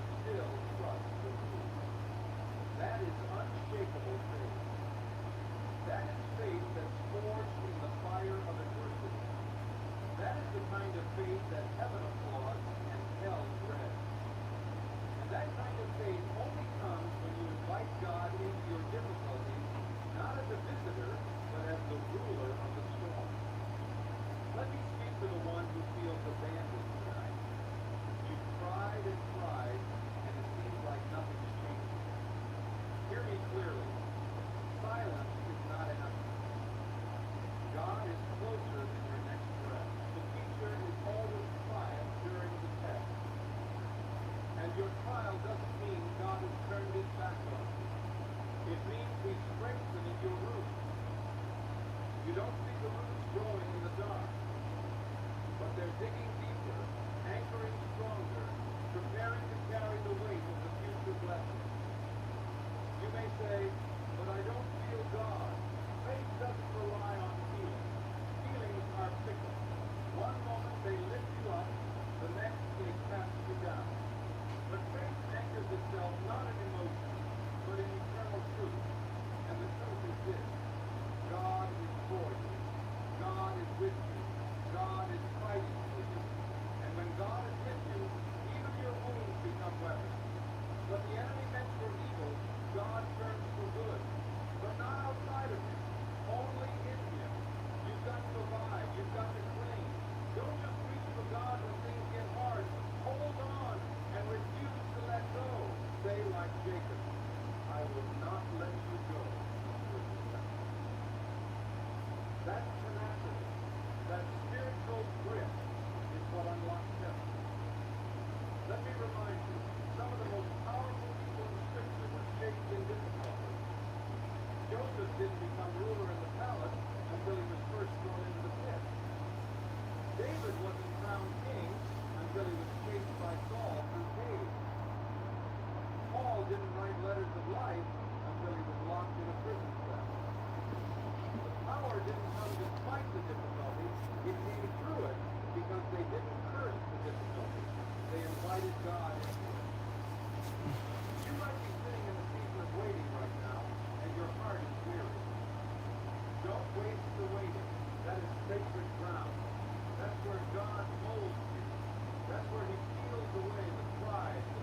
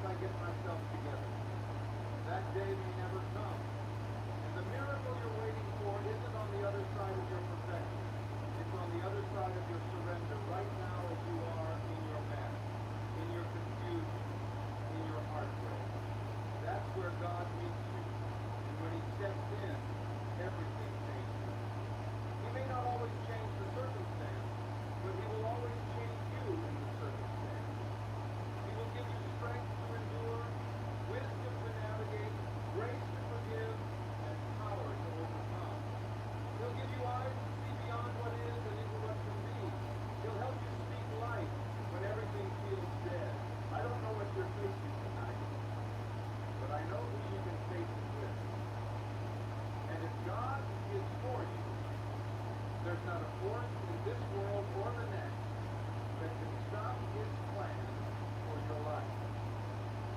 The enemy may roar, but he has no real power. He was defeated at the cross. He's already lost. You just need to stand in the victory that is yours in Christ Jesus.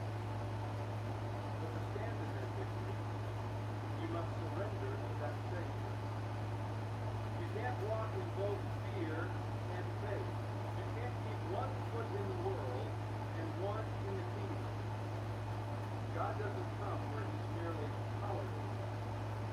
He comes where he's invited, with desperation, with reverence, with fire in your heart that says, Lord, without you, I am nothing. So let the fire fall.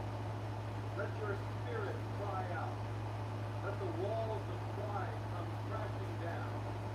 Invite the Lord of glory to sit on the throne of your storm.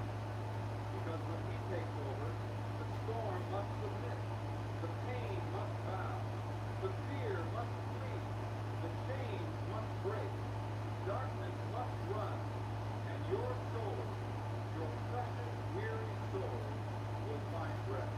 Not because the world got easier, but because the God of heaven stood beside you in the midst of it all. Some of you listening have been praying for God to deliver you when he's trying to develop you. You've been asking him to remove the fire, but he's using the fire to refine you. You say, God, take this away. But he says, child, I'm making you stronger, pure, and more prepared for the calling I placed on your life.